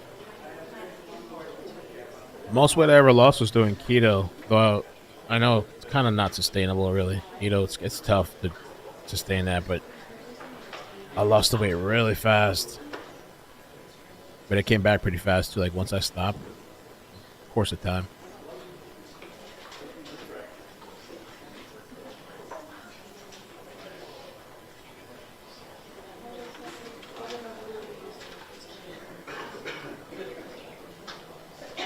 And stabbed.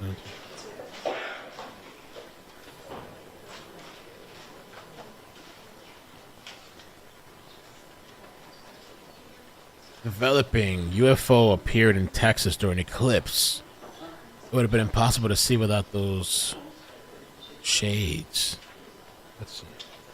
Bruh. Look, there's something flying through the air. What the fuck was that? What the fuck was that? Yo, what the fuck? Aliens! Yo. Bruh. Look, there's something flying through the air. What the fuck was that? What the fuck was that? Yo, what the fuck? Oh. Let me look at it again. Let me put a different video.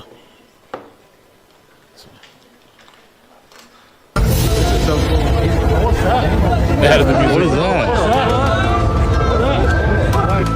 Bruh. Look, there's something flying through the air. What the fuck was that?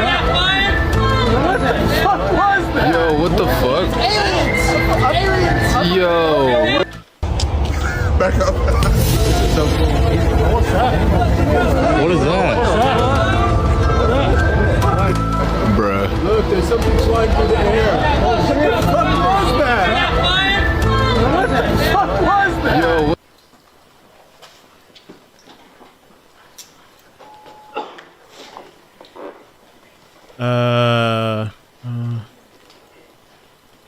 I don't know if I'm getting sick or something, drinking after the magnesium at night. Do you get sick?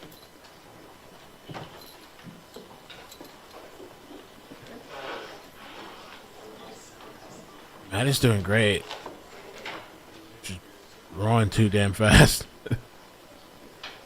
She's excited because there's no, apparently there's no school tomorrow. Yes! Yes!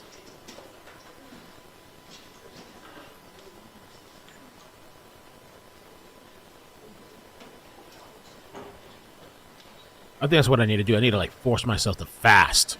Just suffer for a day. Just the entire day, just suffer. My stomach's gonna be all twisted and groaning, and everybody's gonna be eating chips and pizza in the house and cookies.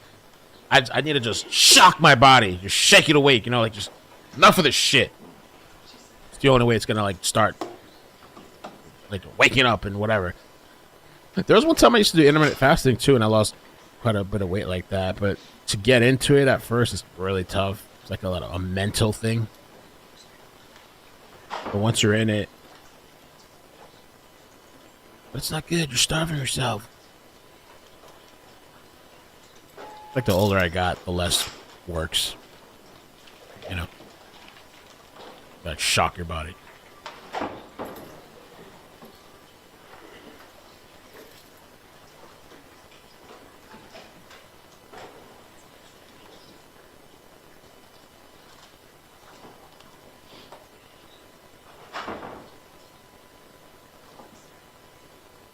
Maddie's nose has been, actually the last couple days, a little bit stuffy. Katrina, hey. Tell Maddie hello, I miss her. I will. She mentioned your daughter the other day. She tries to show our dogs, like, the tricks that your daughter does with your dogs. Pretty funny.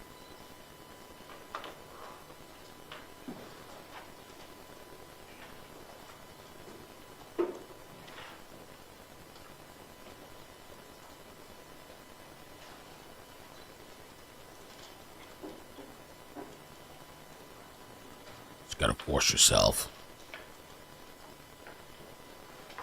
20-year-old, 16-year-old, damn, 10-year-old this year. Wow.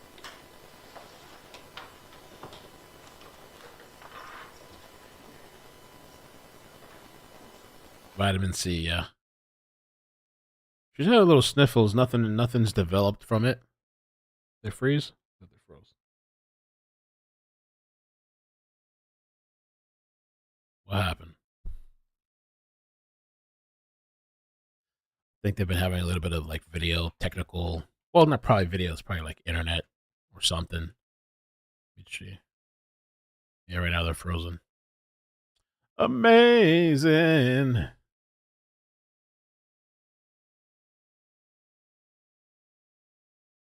Feds.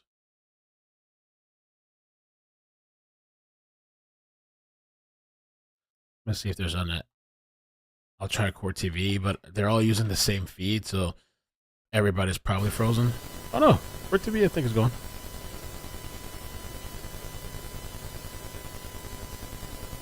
Audio's a little bit worse, but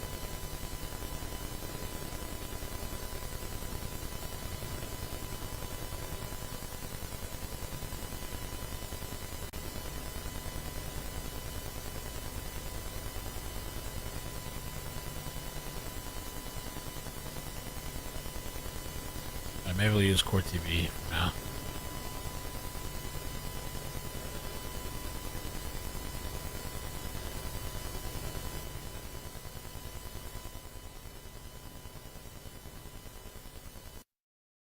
Oh, they're frozen out too.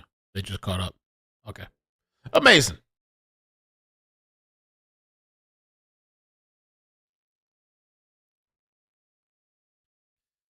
Ma said she really enjoyed Maddie. She said she was so sweet and adorable. Yeah, you have a really good kid.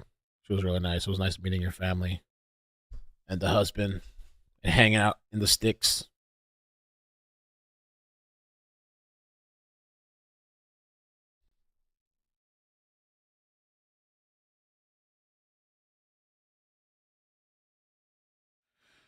Let's see. I did mag every other day, then I titrated to daily. I like the mag. I don't think I take it every day. I took it last night. I sometimes take it in the daytime too. You know, like if I just want to like relax a little bit, like just kind of chill. If you take like too much though, it might make you a little too relaxed, you know. But if I ever feel like anxious and stuff, sometimes magnesium, L-theanine, ashwagandha. Sometimes take those together. Vitamin D, I take that because in my blood test it was kind of low. I've gotten it up a little bit, but it's still not where it needs to be.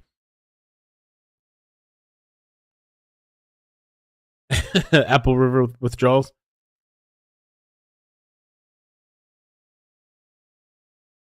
Or TV's back up. Let's see. What a day. 24-120 is a 2009 case which indicates that the sentencing guidelines and scoring of those guidelines are limited to the sentencing offense. Obviously, we have 4 separate counts in the information in this case. People versus Vanilla Machado, that's a hyphenated name, 489-412, is a 2011 case which states that you cannot aggregate offenses for the purposes of scoring. So where they're separate, in that case it was assaults. They couldn't aggregate the assaults for the purposes of scoring, that each assault had to be scored separately. In this case, the score for offense variable 9 is 100 for the multiple deaths that occurred for the deaths of the 4 students. I'm objecting to the scoring of 100 under Vanilla Machado because each death is supposed to be counted separately and individually and not aggregated for multiple deaths. And that was the only objection I wanted to make. Mr. Keys, I'm going to allow you to address that. I think you already did, but... I did, Judge, yes. And the probation is anything to add to. I deferred to Ms. Wheeler, but we've already made this argument. Ms. Wheeler, anything?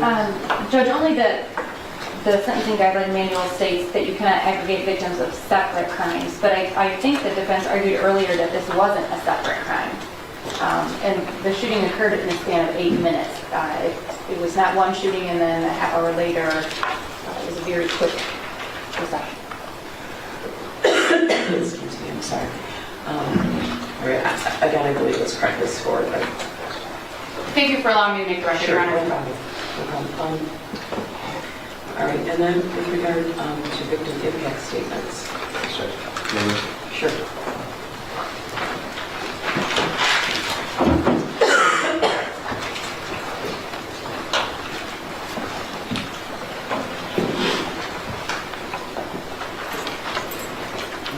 Stand right here. Good morning. I was doing a great job at the French pronunciation of your name, Nicole Soleil, correct? Correct. Was that right? Yes. All right. What do you have to say?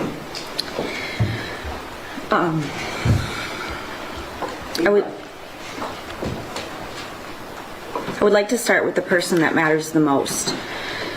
Madison, she was a kind soul. She always had a smile on her face. She lit up the room when she walked in. Her laugh I could listen to all day. It was infectious. Her big sister skills were undeniable, and she took that role very seriously. Madison was smart, funny, loving, passionate, determined, and genuine. Her expectations were high, and at times we needed to let her fall. She needed to be reminded that not everything is perfect, even if she wanted it to be. Madison had an influence that most never achieved. Sometimes I would listen to a poem she wrote or watched her create art with no tracing, just pure talent. She would talk about college and what majors she would like to do and what would be most helpful to society. The passion that she had for everything and everyone was remarkable. I would catch myself watching her and thinking to myself, how lucky am I? I'm the one that gets to be her mom. What did I do to deserve a perfect person? She will be the best thing to ever happen to me at such a young age myself. I grew up because of her. We grew together. I learned from her. I mattered because of her. From the moment she was born, I promised myself that I would be there no matter what. Through the falls, heartbreak, letdowns, and struggles, I would be there. I would listen, learn, and love every moment. I wouldn't miss a thing. I would always protect her. On November 30th, 2021, exactly 17 years, 6 months, and 13 days made me break my first promise, and it will hurt for eternity. As her mom, I didn't protect her. First, I'd like to say thank you to the prosecution team. I say thank you to you all. Saying thank you really doesn't seem enough anymore. The countless hours you've worked, the time away from your family, and always taking our feelings into consideration. Karen and Mark, the work you've put into getting all the facts, speaking to us like we matter, and never wavering from your goal. It speaks volumes of the people you are, and I'm proud to call you a part of Madison's voice. Advocates and Jen, I'm not sure where to start. You've all seen me hit points in this tragedy that some days I wasn't sure who I was. One minute I'm laughing, next I'm crying, and sometimes I'm just silent. Either way, one thing stayed consistent. You always listened. Jen, you're not just a friend, you are family. My mind keeps going back to something during the trials. Something that is almost on repeat like a broken record. It's something as a mother I can't understand, and honestly I don't think any mother would understand. It was when Jennifer said it wouldn't do anything different. I'm putting a little emphasis on different, as I know life throws us things that are out of our control. But life takes turns and eventually puts them back in our control. Like giving you a hint when something needs to change. I want to compare a few things to see through my perspective. As I know things are different about the events and how we see them from the events on November 30th.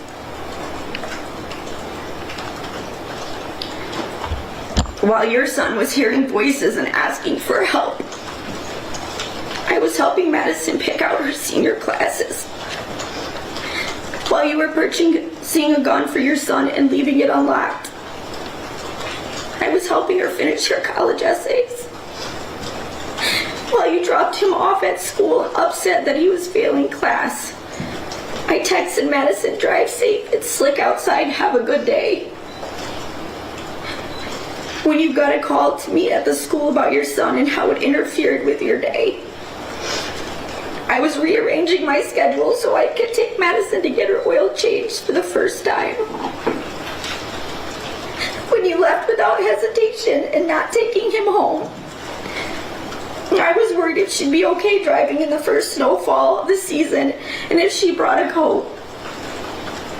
When you walked out of the office with a steady pace after hearing an active shooter, I ran from my home and started driving, trying not to break the law.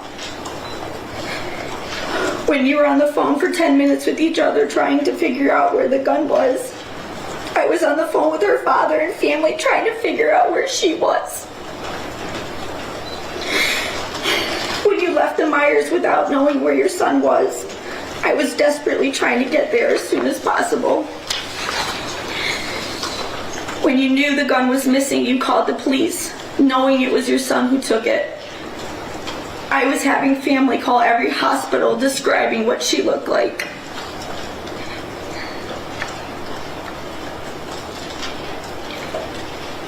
When you texted, Ethan, don't do it, I was texting Madison, I love you, please call Mom. When you found out about the lives your son took that day, I was still waiting for my daughter in a parking lot. When you questioned the reasoning on why you would do this, I was questioning if I was doing enough to find her. When you got a chance to speak with your son, seeing him alive and showing no support, I was watching families reunite with their children, waiting for my moment. When you asked him why, I was waiting for the answer onto why the last bus never came. When the police showed up at your house, you didn't understand why they were there. And I was asking police if they checked every possible location and if I could go search too. When you texted about not losing your job and you needed a lawyer, I was still calling my daughter because she came first in all parts of my life. When you could leave your house, I was still a prisoner in Myers. When you worried about what people thought of you and feeling threatened, I was learning your son threatened my daughter and fatally shot her in the head. When you drove to get your burner phones for communication, I was laying on the floor in Myers for hours crying because I forgot how to speak. When you checked into your first hotel, I was telling Madison's 11-year-old sister she was gone. When you cared more about yourself and getting alcohol and supplies, I was identifying my daughter in a medical office wishing I could take her place. While you were hiding, I was planning her funeral. And while you were running away from your son and your responsibilities, I was forced to do the worst possible thing a parent could do. I was forced to say goodbye to my Madison. We all see things different. Some prioritize and some don't. Accountability can only be given if you actually try it in the first place. As a parent, we all make mistakes. This is a normal way of life. Usually when mistakes happen, we learn from them. We try to fix it or talk it over. But continuing to make the same mistake over and over again is no longer a mistake, it's a choice. That becomes a decision. Those decisions that you made ultimately took my daughter's life. Because you decided that you didn't want to parent and listen to your son. You took the right away for me to be a mother.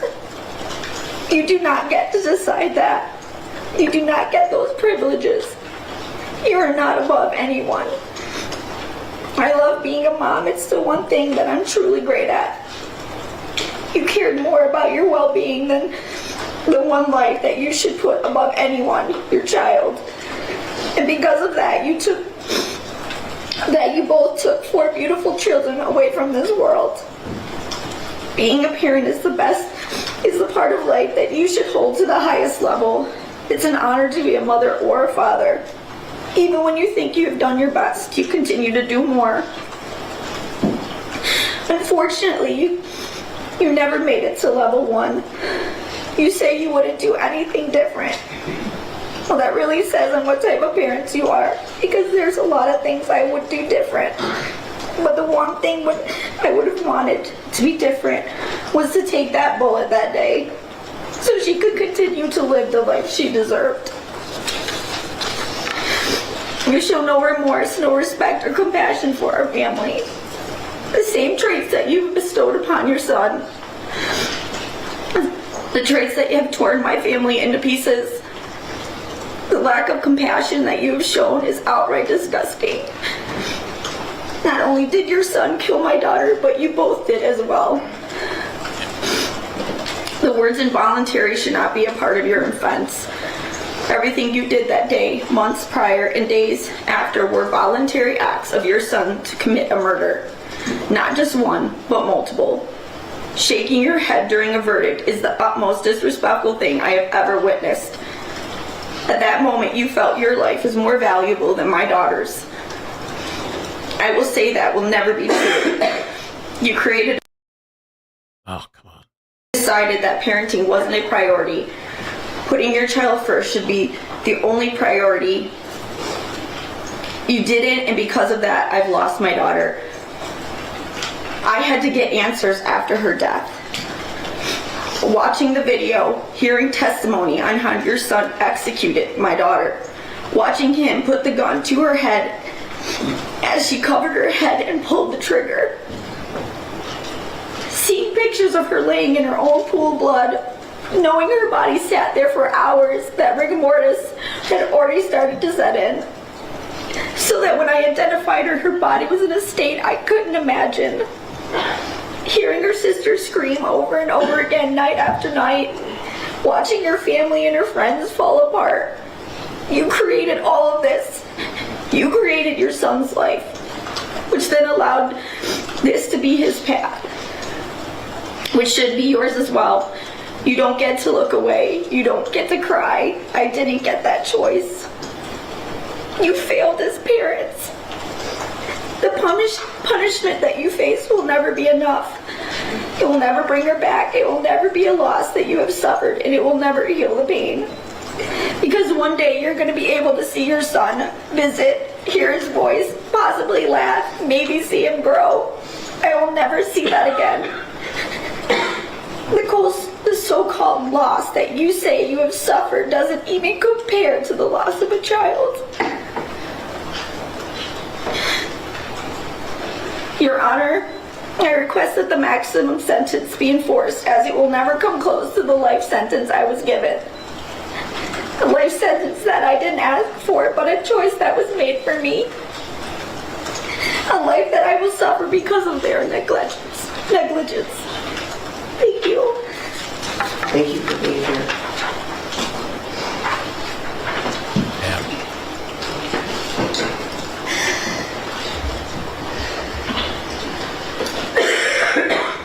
That's why they didn't want objections, I guess.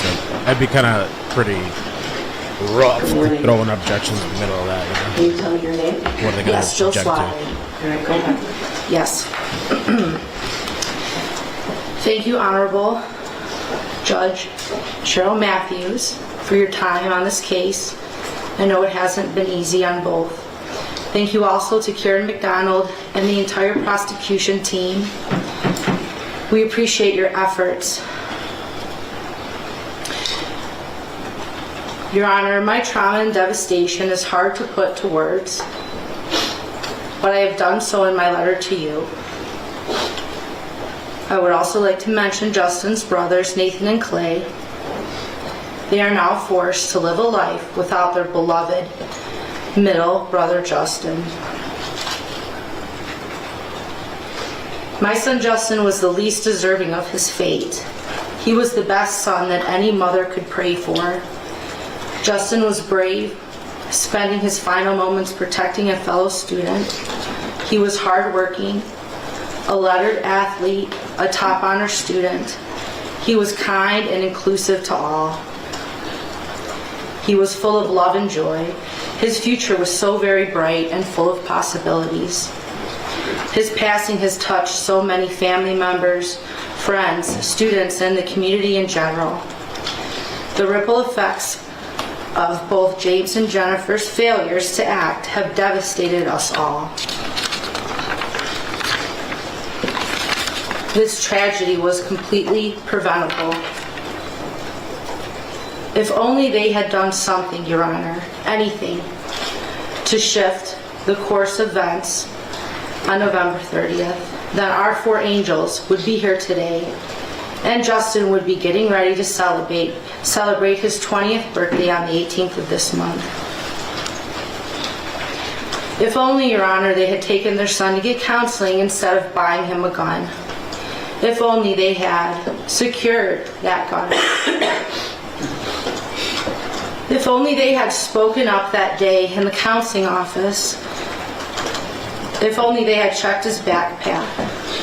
If only they had taken him home or taking him to counseling instead of abandoning him at that school, I wouldn't be standing here today.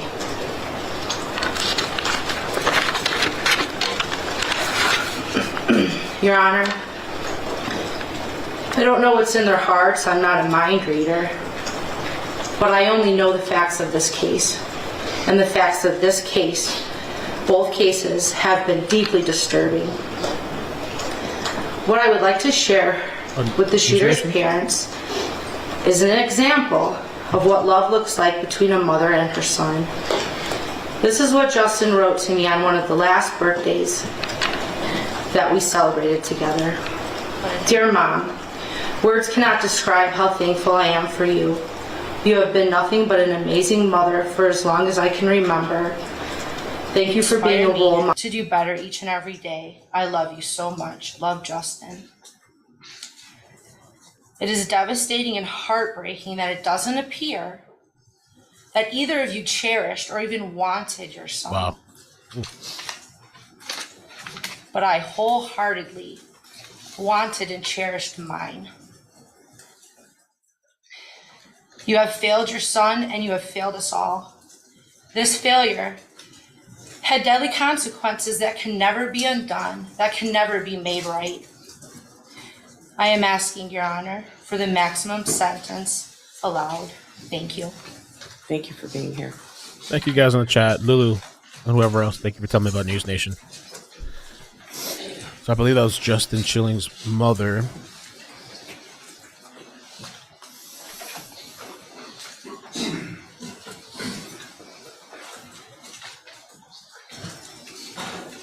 Mr. Schilling. Good morning. Good morning. Craig Schilling, Justin's dad. So Honorable Judge Matthews, for the second time in 6 months, I find myself standing in front of a packed courtroom, a victim. This time, I'm here to address a different judge and the parents of the deeply disturbed teenager that murdered my son. This is my opportunity to try to describe just how much the horrific event that took place back on November 30th, 2021 has impacted my life. It's my belief that an impact statement should not just describe how this particular event impacted me. I feel that it should also be impactful towards all who hear it. And in your case, Judge, I hope these words impact you in a way that influence your decisions here today. As I look around at all the lawyers, police officers, media folks, and the other victims, I can't help but ask myself, what could I possibly say that this whole scenario doesn't already say? This is messed up. Most people will never have to make a victim impact statement for the rest of their lives. And the fact that the victims speaking here today are doing so for the second time in 6 months should speak volumes in and of itself. This is not normal. Living a life like this is not normal. So how does it affect a normal guy? To be completely honest with you, it remains a rather difficult and uncomfortable question to answer. In my previous impact statement, I've expressed many of my day-to-day struggles, from uncontrolled emotional outbreaks to sleepless nights to not being able to focus on the normal daily tasks. Yeah, it's fair to say that I live every day with pain, anger, heartache, regret, anxiety, stress, you name it. They are all there, wreaking havoc in my once normal life. They say that time heals all wounds. Well, we're coming up on 2.5 years now, and I can assure you that the wounds are still as fresh as they were on that tragic day. And with this hole that has been left in my life still glaringly obvious, I fight every day to not lose more of myself within that very hole. I have spent the last 30 years of my life busting my butt to support a family, raise children, and try to set myself up for some peace and quiet in the golden years of life. But the unthinkable has happened. And that peace and quiet I've worked so hard for may never come to be. At least not to the degree that I've always imagined it. Literally every single aspect of my life has been affected by this tragedy. And I could spend a long time describing in detail just how it has impacted me, but it seems like it would be way easier for me to just tell you how this tragedy hasn't impacted me, because there's simply nothing on that list. Now that the verdict is out on this monumental case, I feel strongly that it has caught the attention of most parents across the country. The overwhelming facts in this case were all that was necessary to prove that James and Jennifer Crumbley not only neglected their son by failing to get the necessary mental care that was clearly needed, but also provided him the very tools necessary to carry out those heinous acts of violence. It was these very facts that allowed not just one, but 2 full juries to find both of them guilty of involuntary manslaughter. I will always maintain the opinion that the facts that were presented in these cases were strong enough to convince any jury of their guilt, and that the verdict would have been the same regardless of where the trial was held. As I have maintained throughout the course of the past couple of years, being the parent of a murdered child tends to cause you to seek out the maximum penalties allowed for each guilty verdict derived from any of the criminal charges. I think this stance is completely justified and would be so for any parent in the same position as mine. However, this is a court of law where a person is innocent until proven guilty, and the defendant has the right to dispute the facts of the charges against them. That being said, during the course of both of these trials, I did my best to capture every word and process all the facts. This is important because there is value in these facts, not just in the thousands and thousands of man-hours invested in gathering, processing, and organizing the evidence, but also for being able to use that evidence to establish the cold, hard truth of this tragic situation, that James and Jennifer Crumbley failed in their parental responsibilities as they pertain to the shooter who was their son. The cold truth that shows that they did nothing to address the obvious signs of a deteriorating mental state of mind clearly present within their son. And of course, the very hard truth that shows that they provided their son with exactly what he wanted to use to do what he did and failed miserably to secure it properly. One would probably think that in order for something like this, or something of this magnitude to even happen at all, there would have to be a ton of things that went wrong. Although there were some things that definitely went wrong that day, for several of those things, I believe that if they had been handled correctly, we wouldn't be here right now. And James and Jennifer Crumbley carried the bulk of the responsibility needed to handle those things. During their trials, the overall similarities between the two were evident, and I believe this is why they were both convicted. Numerous facts that were the same for both trials showed clearly that the parents failed their son and ultimately the entire community. With Jennifer, the thing that resonates most is that she stated that even knowing what she knew now, she still wouldn't have changed a thing. I almost died when she said that. Wow. 4 precious lives were lost at the hands of her son by means that she helped provide. She saw the drawing of the murder drawn with the hands of her son. She sat and heard the request of the counselor and did nothing. And she still says that she wouldn't have changed a thing. I just don't understand how someone can be that heartless to make a statement like that. The blood of our children is on your hands too. This is but one reason why I feel that Jennifer should receive the maximum amount for her sentence. The facts presented should be all the others that you should need. With her distinct lack of remorse and overall unethical understanding of the tragedy, I feel that the maximum amount of time available is needed for her to be able to fully comprehend the gravity of her actions and the lack thereof.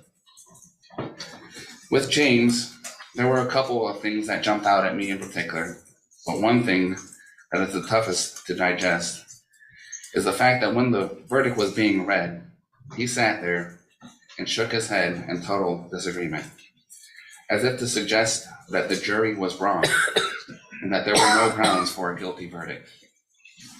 I was dumbfounded to see him shake his head with such disbelief, an action that only suggests that he truly believes he did nothing wrong. How could you possibly think that? 4 precious lives were lost at the hands of your son by means that he helped provide. He saw the drawing of the murder drawn with the hands of his son. He sat and heard the request of the counselor and did nothing.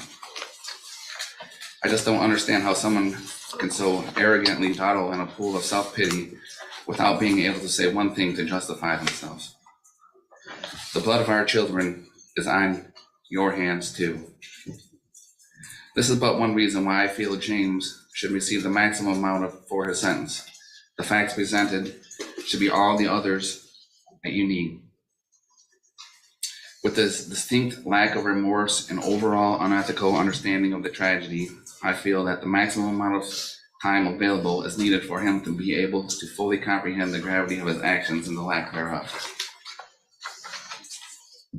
Throughout the course of all of this, and I'm talking from way back in the beginning, I just can't get over the fact that this tragedy was completely avoidable.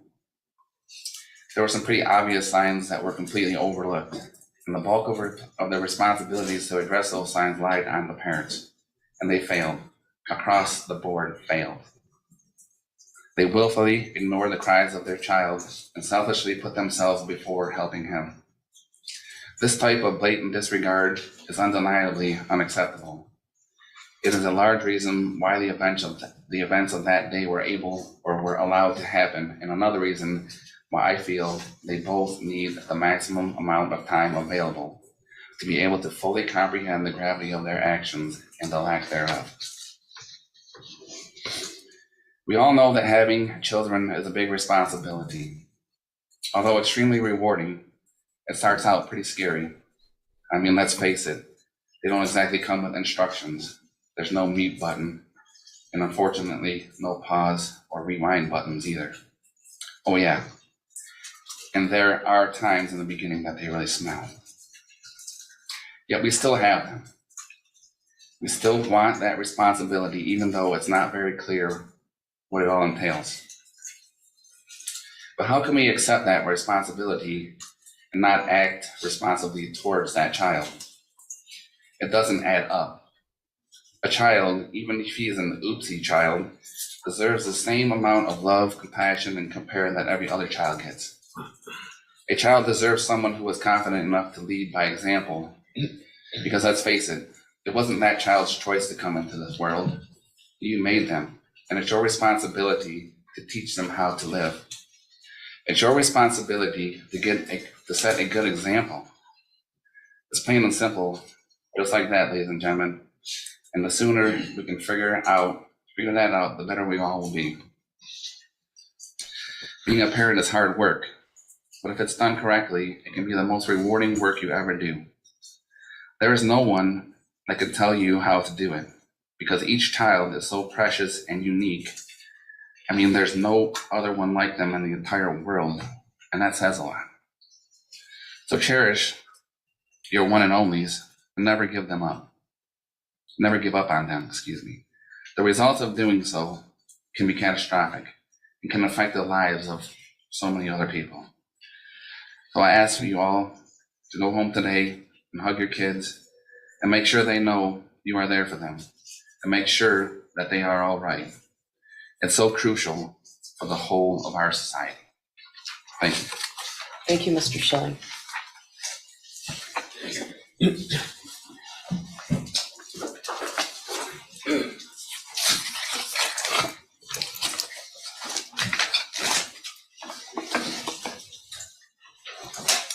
Raina, right? Yeah. Raina St. Juliana. I don't have CC enabled. I'm sorry. Learned how to write a eulogy for his sister before he even learned how to write essays. November 30th, 2021. All our parents did was send us off to school. Yet the next time they see Hannah is to recognize her lifeless body in a medical examiner's office. I met up with Hannah and a friend during school that day. When we split ways to go back to class, I just looked back and smiled. I didn't say goodbye. I never got to say goodbye. I never got to remind her that I love her, that she's my everything, the person I want to walk through life with side by side. I thought our future was a given. Of course, she'd play her first high school basketball game that night, get ready for all the other school dances, have her JV and varsity season for all the sports she played, get her driver's license, play her lacrosse season, have her first date, prom, graduation. She never got a chance for any of that. She didn't even get her 15th, 16th, 17th, or 18th birthday. These are only some of the high school experiences she never got to have, but it is absolutely nothing compared to the rest of everything she had going for her future. That list is eternal. Hannah's life had only started to begin. 12:51 p.m., November 30th, 2021, that was the moment I became aware of the fragility of our mortality. Hannah, who was healthy, Hannah, who was only 14, shot 4 times. 12.5% of the bullets shot that day were at her. She took her last breath in her own pool of blood in a school she hadn't even been in for 3 months. Alone for 7 minutes while police passed by her, bleeding out as a security guard failed to put a tourniquet on her, dying as EMS took more than 10 minutes after the shooter had been detained to even give aid to her. Our Japanese grandma would often worry about anything bad happening to us because she knew how dangerous it is here compared to Japan. She told me on FaceTime that Hannah would respond with a laugh, saying, "Don't worry, I'm a fast runner. I'll outrun them."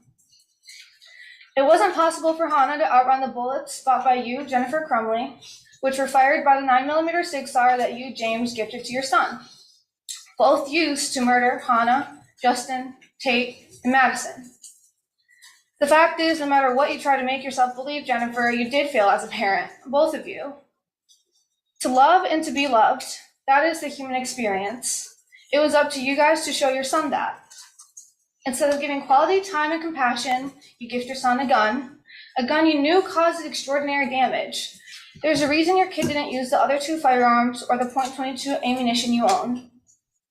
I believe your actions cannot even be confined into the word failure. Your mistakes created our everlasting nightmare.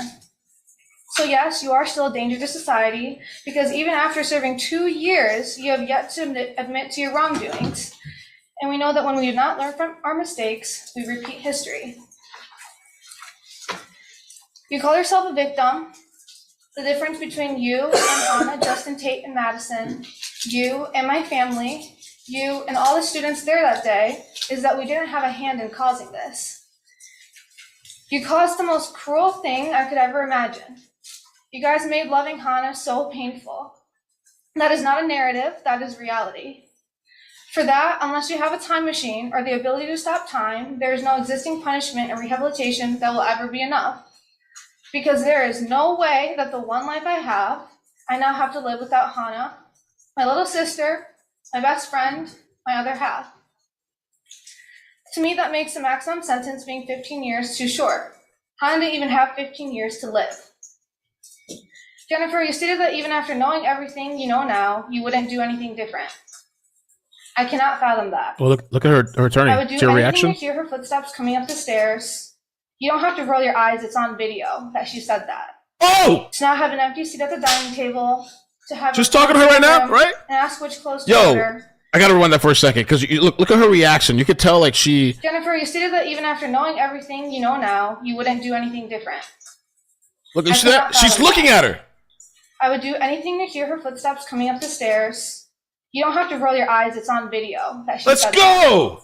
that. To not have Oh, an empty seat at shit. the dining table, to have All her come right. into my room and ask which clothes to order, to see her napping on the couch, to laugh and share a look when we accidentally say the same thing at the same time. There's not a day that goes by that I wish I hadn't run out of that building.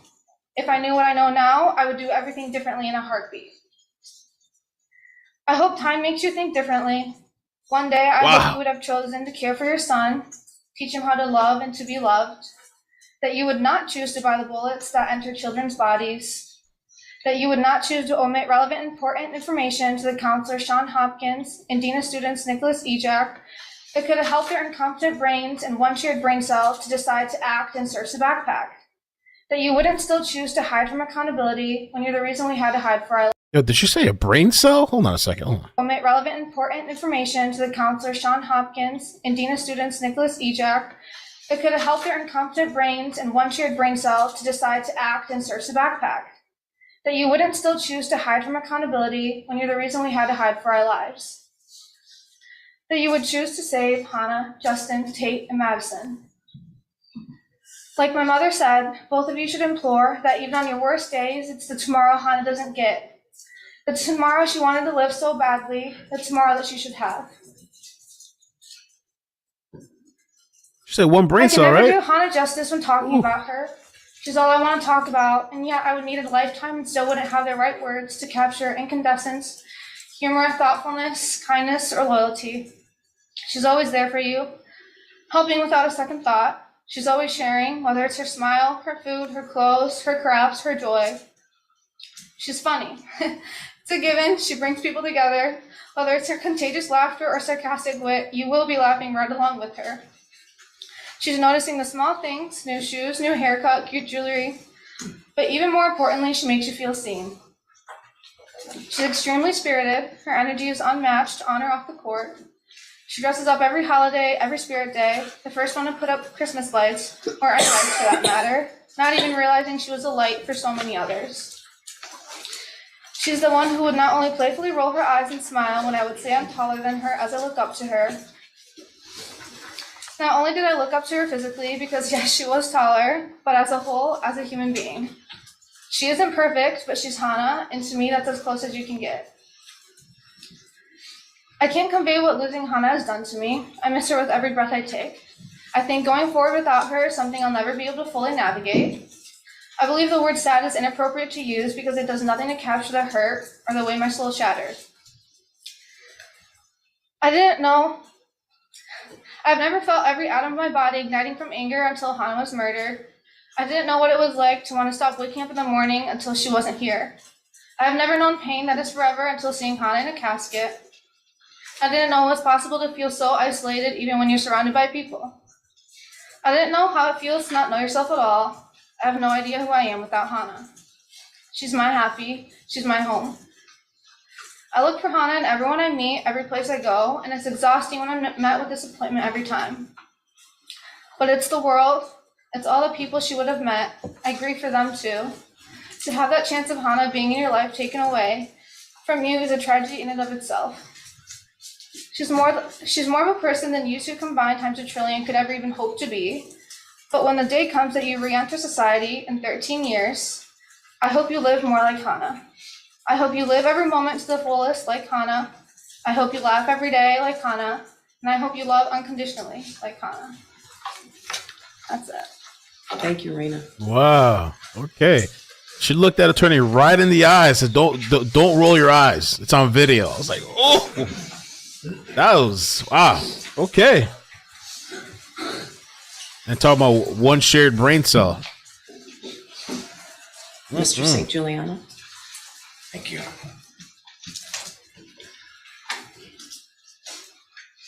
find myself in a rather odd state of mind today. Rather emotionally blank right now.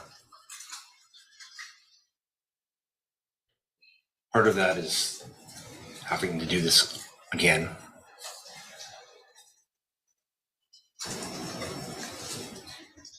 Part of that is I'm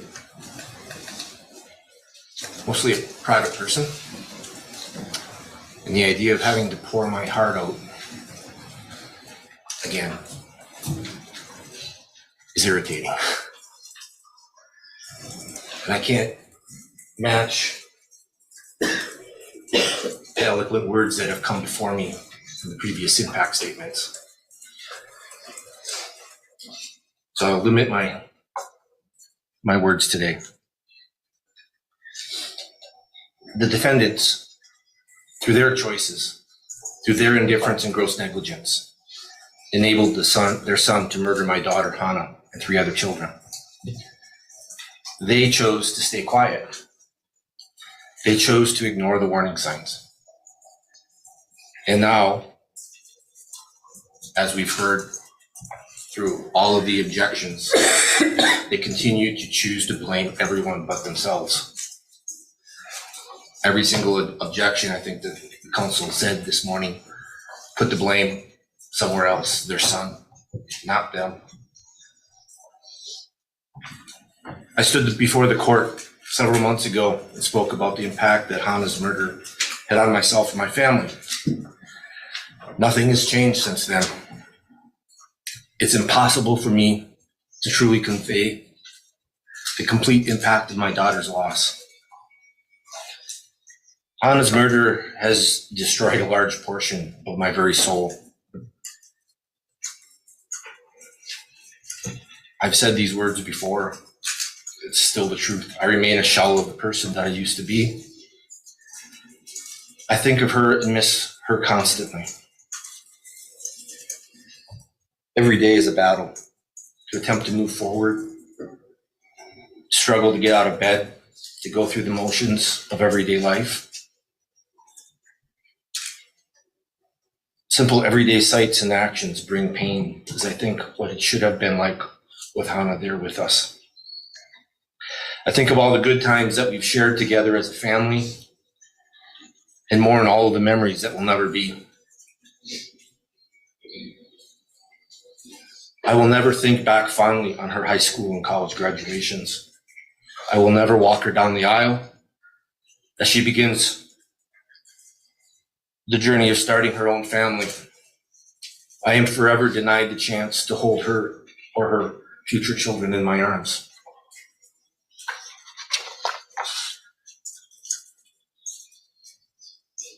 Few words describing Hannah can in no way fully capture her truly beautiful, caring soul or impart her unlimited potential. Hannah was absolutely beautiful and thoughtful person. She was always the first person to notice when someone had a problem and the first to go out of her way to offer help. She was incredibly curious and talented. She continually tried new things. She crafted homemade jewelry, tried cooking her own recipes, and played several sports. She was a record holder in track and a leader of her school volleyball and basketball teams. She also hoped to join her older sister on the lacrosse team in the spring.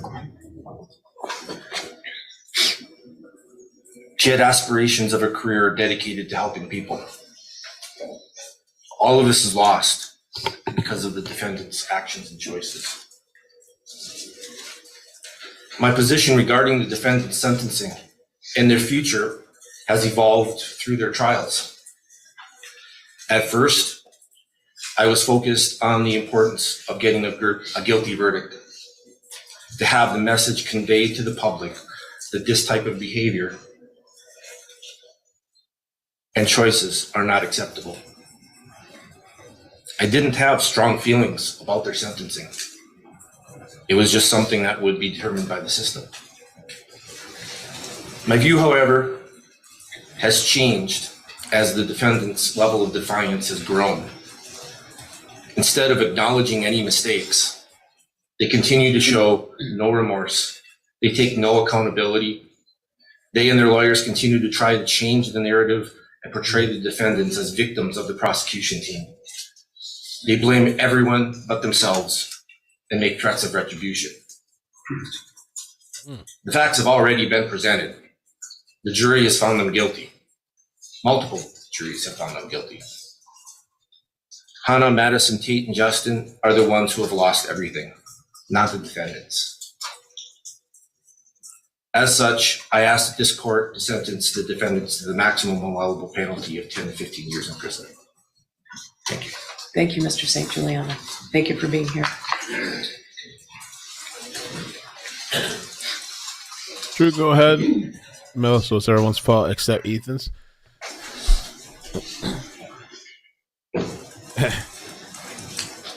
Nah, for sure, he's definitely culpable, even though he's trying to slither his way out, trying to do an appeal. Tate Mears' dad. First of all, Mark, Karen, the whole team, strong work. Everybody said you couldn't do it, and you did it.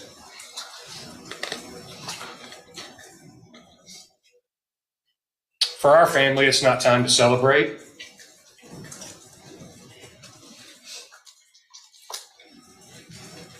This tragedy has taken an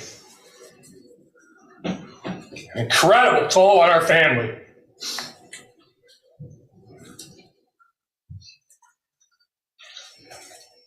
So our family's not going to give the Crumbley family a second of our time up here.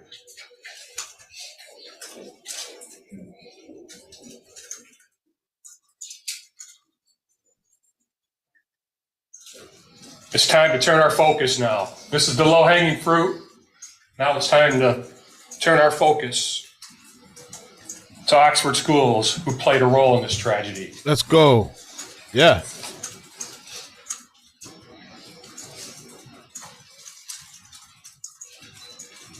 I hear this morning when we're listening to all the objections, and hear Sharon talking about protecting the criminals, civil rights, constitutional rights. Where's my rights being protected? Right. I love that. I fight for everybody in this room. My rights aren't being protected. Criminals' rights are more important than our rights, my rights.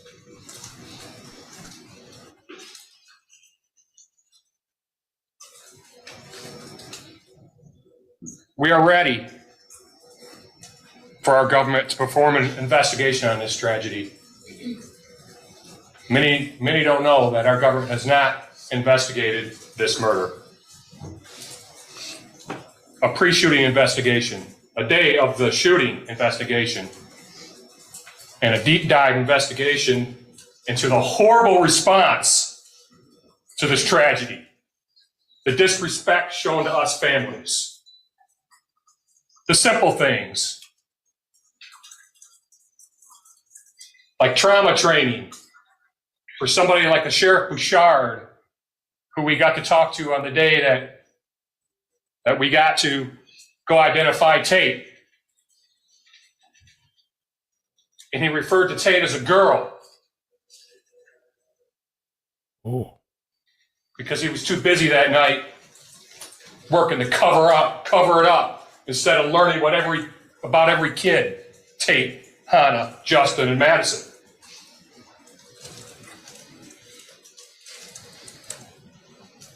It's time for the whole truth to come out. It's time to learn from this, from the purchase of the gun to the response. That's when real change happens, is when we can look at something and we can evaluate it, apply lessons learned. That's when real change happens.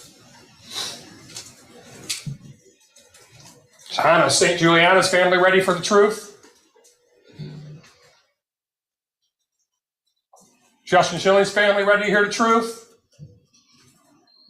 Nicole Baldwin's family ready to hear the truth? Oh. Tate Mears' family's ready to hear the truth. Quit denying us that. It's time to drive real change from this tragedy. Thank you, Mr. Mayor. I was hoping to keep calling out the school too. Start saying some of the names of the school and everything. That concludes the victim impact statements. There's no one else who you're not presenting anybody else. Right. Okay. All right. Do they have to go through the written ones too now, or is that it? I like you took a different approach. Went for the sheriff, yeah. Ms. Smith, what would you like to say on behalf of your client? Your Honor, my client would also like to make a statement. Would you like me to? Of course. Okay. Of course. You may both allocute, for sure. Thank you. For I sure. didn't know which order you wanted to. Jen's gonna talk. Either way, either one first. It's up to you. You or your client.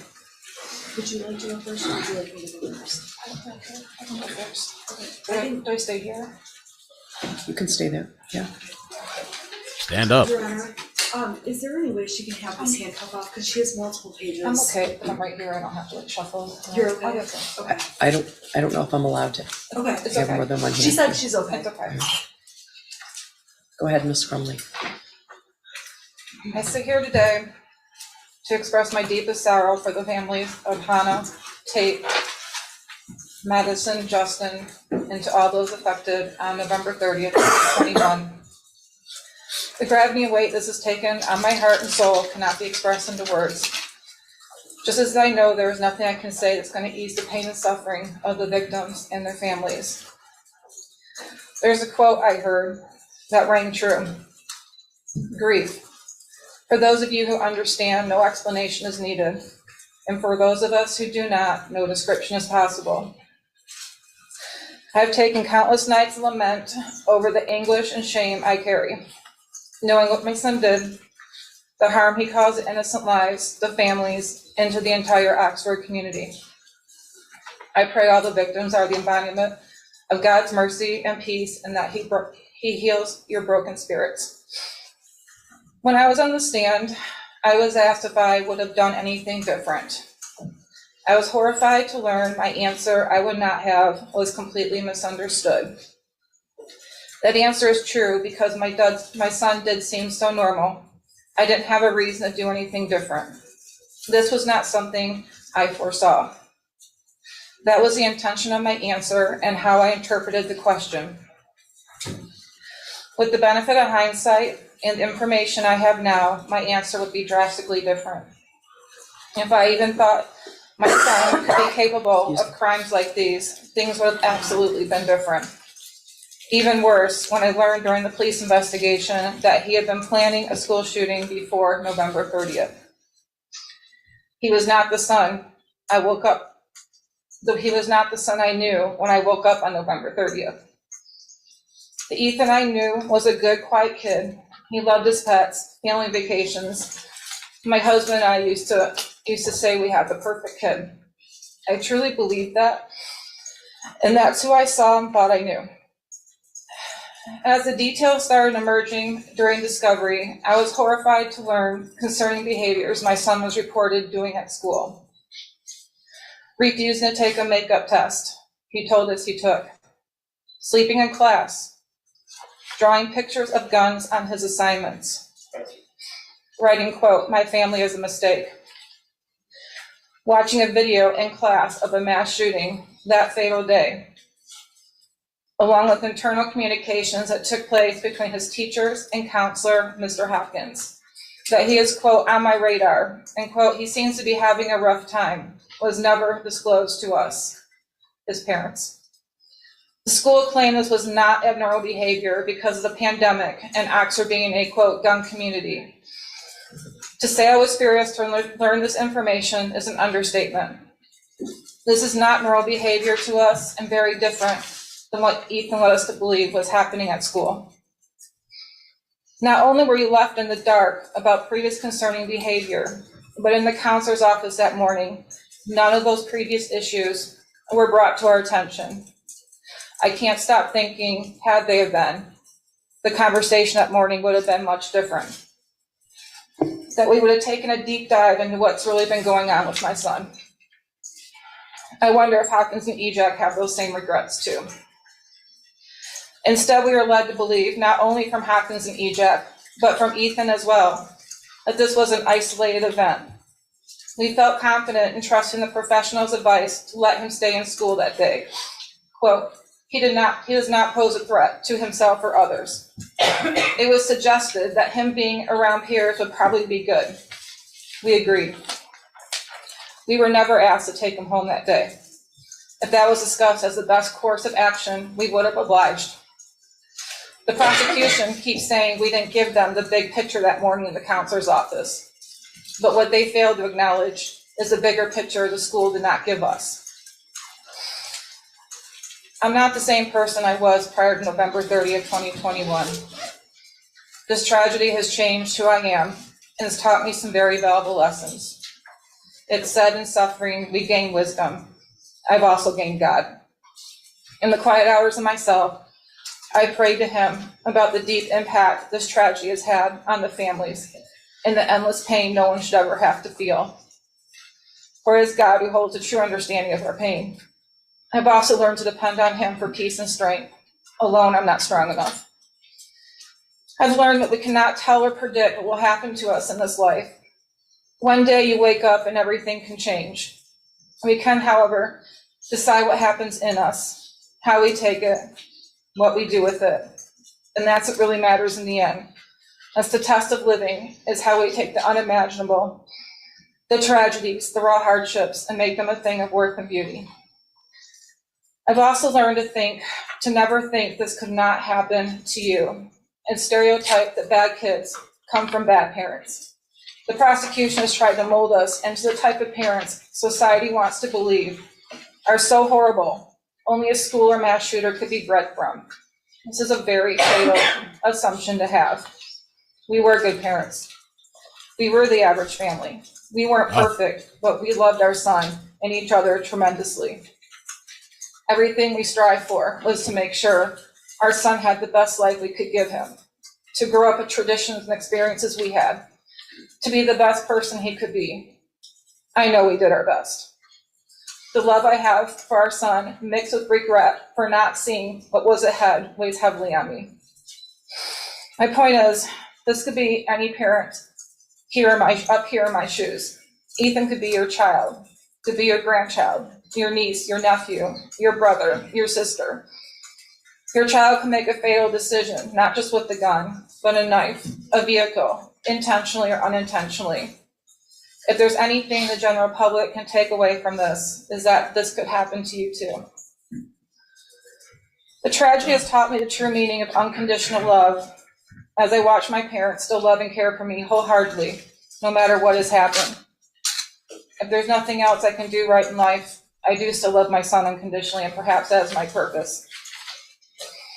Your Honor, I don't envy the decision you have to make today. I understand this is a novel case, and punishment expectations are high, not just from the prosecution, but from all those affected as well. The heartbreaking journey these families have endured. Hang on, I have to back up. I missed my most important. I need to fast. The most valuable piece of wisdom I gained is the power of forgiveness. To forgive the prosecution for the slander and hate against me and my husband. Ms. McDonald, Mr. Keast, I have hated you with deep anger, but hate is too heavy of a cross to carry. I need to be set free of that burden and recognize that you are people just like me, imperfect, but a child of God. I know he wants good things to happen to you, and in any conflict, whatever the circumstances, he is there loving both sides. To the victims and the families, I stand today not to ask for your forgiveness, as I know it may be beyond reach, but to express my sincerest apologies for the pain that has been caused. Your Honor, I don't envy you in the decision you have to make today. I understand the punishment expectations are high from all sides. This heartbreaking journey the families have endured is more than anyone should have to bear and acknowledge in its full depth. My time in confinement has been filled with deep remorse, regret, and grief over this tragedy. I have taken this one day at a time, trying to survive, navigate, and cope with the endless heartache, pain, and grief I feel for the families of Hannah, Justin, Madison, and Tate. I have also lost myself over my son's wrongdoing. I've been shredded by the public opinion of me, shamed as a horrible parent, pained to be a terrible person. But the worst hell I carry is my own self-judgment, remorse, and deep regret.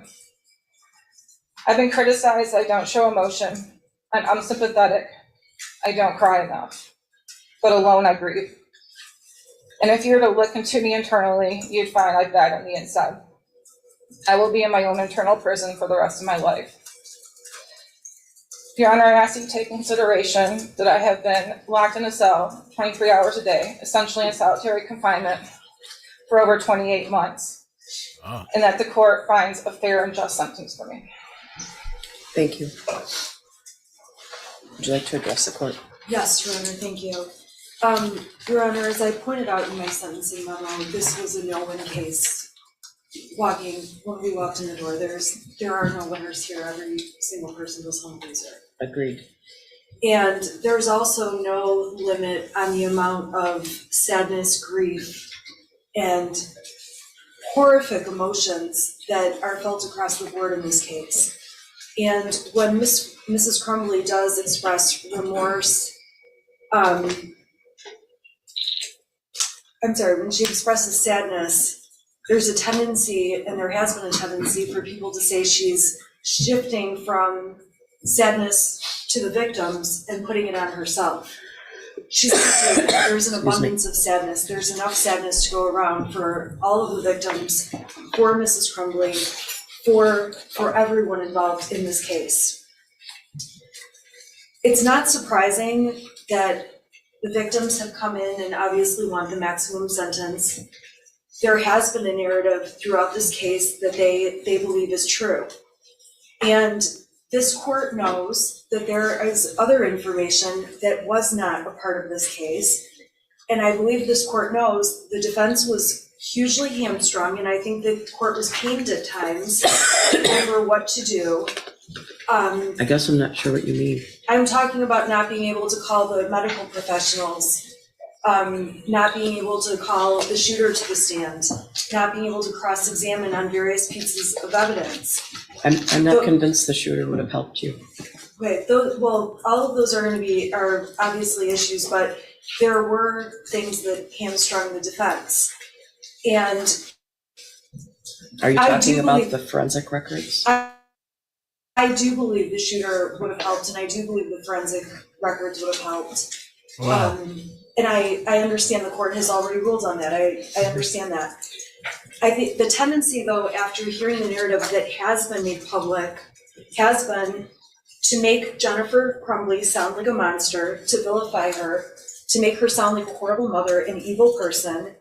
And the truth is, it's an effort to put her in a category of other, to say this is not something that could happen to any of us. And it is. It is something that could happen to any of us. And people fail to realize what the sentencing memo shows the court through numerous letters of support, that Mrs. Crumbley does have a kind heart. She does have compassion. She has spent night after night crying, not for only herself and her son, but also for the victims and for what her son did and what she will live with, knowing he did, and what she missed all the years forward.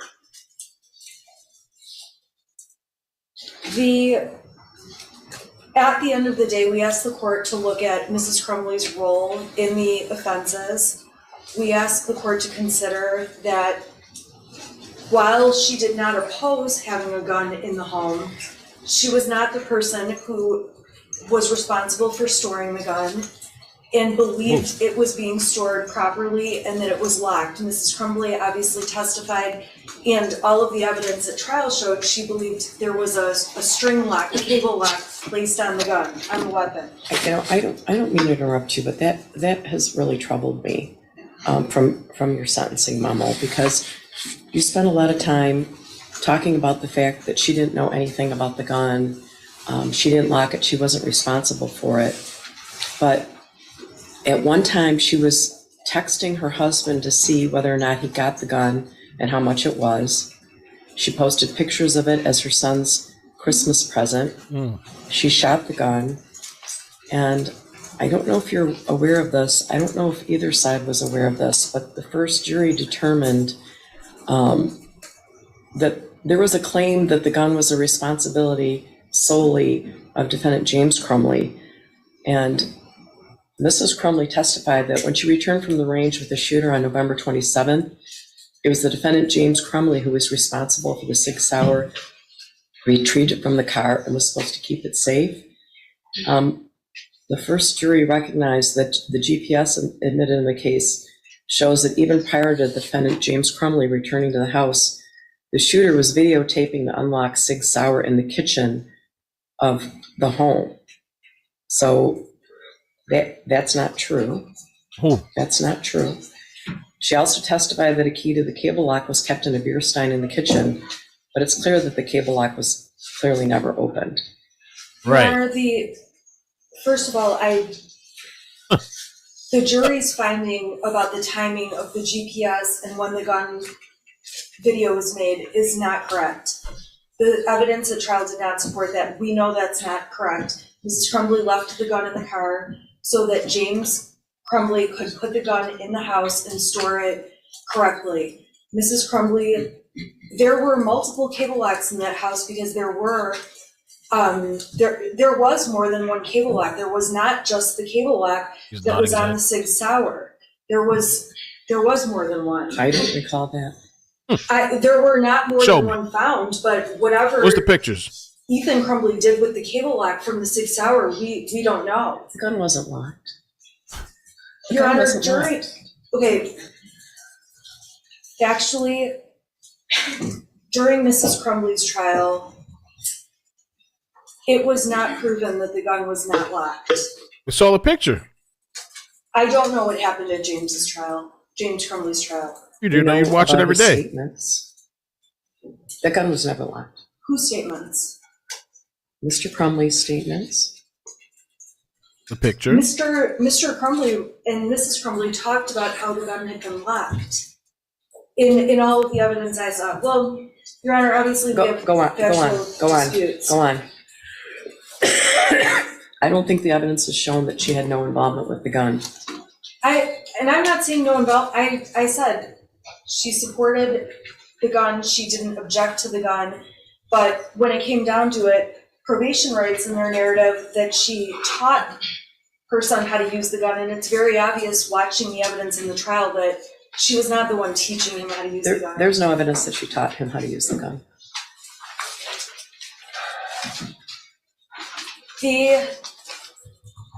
When Mrs. Crumbley spoke, she acknowledged what the testimony was at trial about all of the different things that she wished had come to her attention from the school employees. And the prosecutor's office has said that the proposal the defense has made regarding Mrs. Crumbley is a slap in the face. And what's truly a slap in the face, not only to the victims in this case, but also to the Crumbleys, is how much the Oxford schools did fail the Crumbleys and all the victims. Because if Mrs. Crumbley had been presented any of those 5 things, things would be different and we would probably not be here today. I am asking this court, I know the court of public opinion is running high right now. Emotions are running very high. There are many, many complicated issues with this case. It is a dynamic and different case than most cases. Mrs. Crumbley does have a good heart. This is a woman who had no felony history. She's a working mom who was very busy, did have a hobby. I don't think there's anything wrong with those things. I'm just saying, largely the evidence at trial were some of those things, and Mrs. Crumbley did have an enormous amount of love for her son, and what she has been painted out to be in the media and throughout this case, and even throughout the victim impact statements today, is just not congruent with the people who know Mrs. Crumbley and know her heart. It's also not congruent with the text messages she sent right after the shooting about how she wished she would have died instead of one of the kids. I don't think the verdict was about how feeling she is or how sad she is. I think the verdict was about the behaviors that led up to that day. Well, there has been an enormous amount of criticism about whether or not she's sad enough, and there was cross-examination extensively about whether she cried or not enough on the stand or when during the videos that were played of police interviews and things like that. And then on the same hand, I don't doubt that they were both in shock. I don't doubt that. And at the end of the day, though, when she did cry, there was an objection about crying. And so Mrs. Crumbley from the very beginning has been damned no matter what way she went. This was the most horrific thing that could have happened to the community, to the victims, to these families. Absolutely horrific. At the end of the day, however, it's a unique and complicated case, and that is why I proposed the sentence I did. I don't believe the sentencing guidelines take into account the very unique situation that we have in this case with a young man who will be in prison forever. I'm asking the court to keep that in mind, and please keep in mind the other arguments throughout the memo. I think you know that I read everything you submit. I do, and I appreciate that. Thank you. Do you want to respond now, or do you want to hear from Ms. Lehman first? I prefer just to be able to respond once, Your Honor. Are you okay with that? That's fine, Your Honor. All right, would you like to address the court, or would you like your client to address the court first? Would you like to address the court, James? I would. Yes, Your Honor. James Mr. gonna Crumbley talk? will address the court. Wow. For the I didn't think record, he he was gonna does have something typed out that I typed out for him, so it was bigger and easier for him to read, Your Honor. Okay. You can't do both. No, she said she cannot tell them to do both. What's that? He would, Your Honor, there was some confusion about whether or not he could get his second handcuff off. I was just clarifying, the court said she cannot tell the sheriff's I would have office. to ask the deputies, does he have to Yeah, take like one handcuff? a dozen cops there. He's not going anywhere. Okay. I was just clarifying, Your Honor, thank you.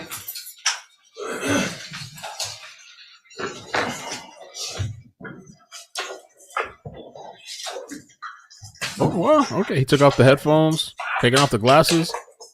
You can hear and see now. Okay.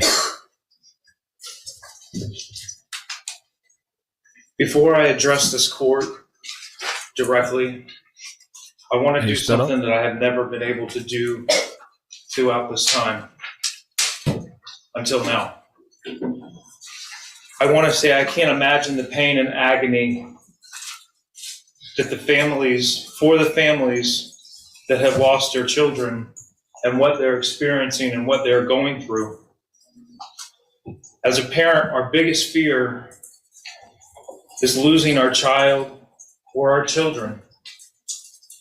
And to lose a child is unimaginable.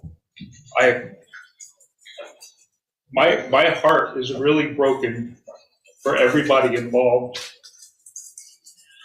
I understand my words are not going to bring any comfort. I understand that they're not going to relieve any pain. And quite frankly, they probably just don't believe me.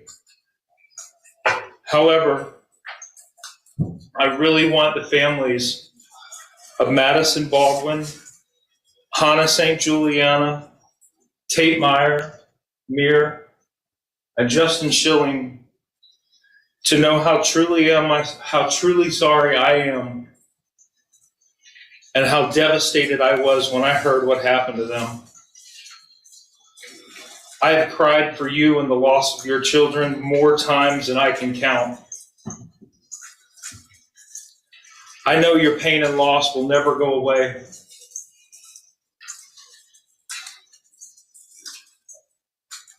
Part of you will be missing forever.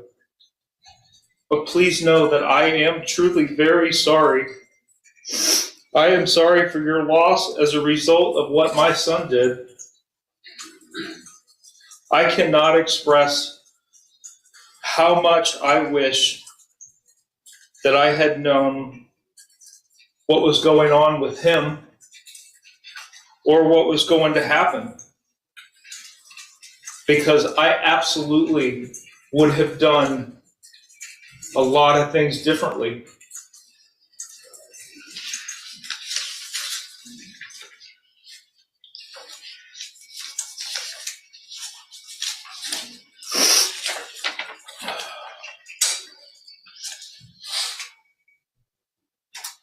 Again, my heart pours out to every single one of you.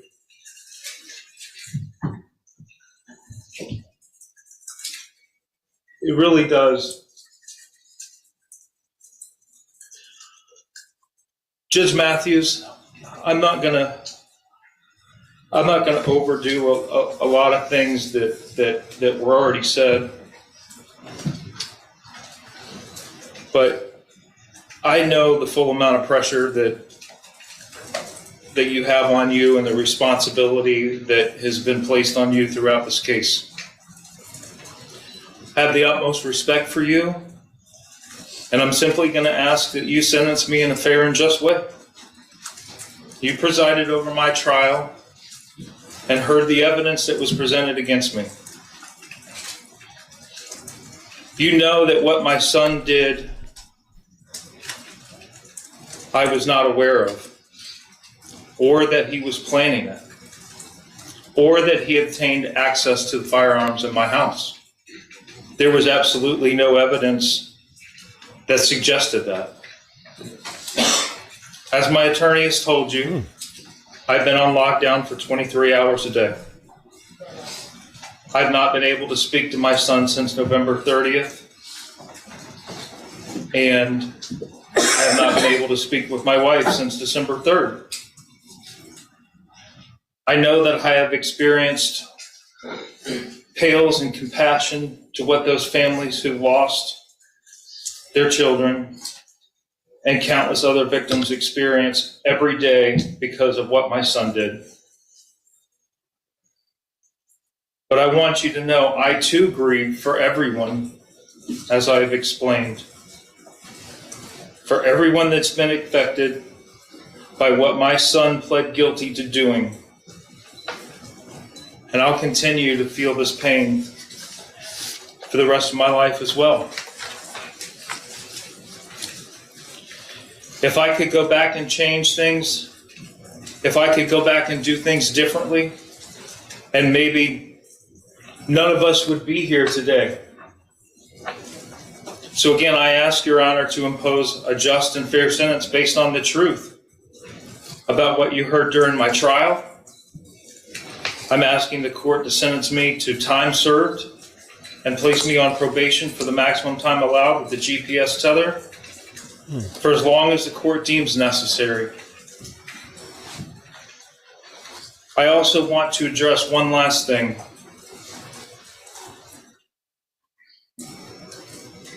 And that's to what Tate Mears' dad said. It is time that we all know the truth.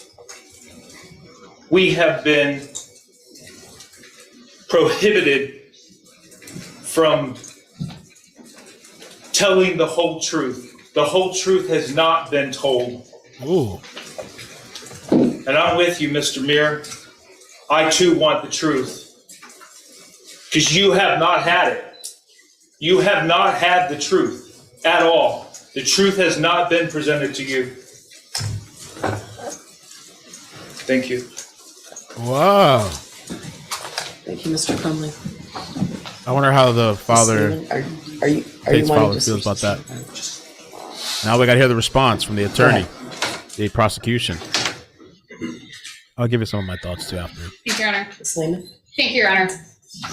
Oh, I did submit a sentencing memorandum, Your Honor. I'm not going to belabor the points that I made in my memorandum, as I do believe that it was thorough. However, I do want to note for the court that, especially in statements that have been made about James, that he lacks remorse, that he doesn't feel bad, that he's trying to put off responsibility on everyone but himself, that he's allegedly made threats toward the elected prosecutor. Your Honor, in some of the same calls that the prosecution has tried to use and has quoted in their own sentencing memorandum and attached as exhibits to their memorandum, as I noted in my sentencing memorandum, Your Honor, James also said in those very same calls that he wished that he had known what his son was capable of. That if he had known, if he had been made aware of these things, if he had known that his son had obtained access to a firearm, then maybe he could have saved the 4 children's lives. That maybe he could have saved a lot more than that. Your Honor, there has never been a time that James Crumbley has not acknowledged what happened in this case. He has felt horrific grief for not only the families, but for the people who have been affected. He's grieved for himself, for his own child. And while that may not be something that is a popular statement to make, he's grieved for the child that he believed he had. Not the child who pled guilty, but the child that he believed he had on the morning of November 30th when he dropped his son off at school. James could not have predicted what his son was going to do that day. He couldn't have predicted because he didn't know that it was going to happen. As James said, Your Honor, you sat through the trial, Judge. You heard the evidence that was presented. You also know that there was no indication given in the evidence presented that James had knowledge of what his son was planning. That James didn't know that his son had been accessing that firearm unsupervised, or that he had access to the firearm unsupervised. Judge, you heard that that firearm was stored legally at the laws at the time in November of 2021. That there may be differing opinions on whether or not that firearm was stored responsibly, Your Honor, but it was stored legally. It was stored unloaded. It was stored with the ammunition stored separately. Your Honor, James Crumbley did and made the decisions that he thought were right. Based on the information that he had, even on the morning of November 30th at the school, you've heard multiple times that James had no knowledge of what his son was intending to do later that day. That even the school officials, the people who were trained, they talked about the special training that they had during trial. Even those individuals said that they did not believe that James's son was a threat to other people.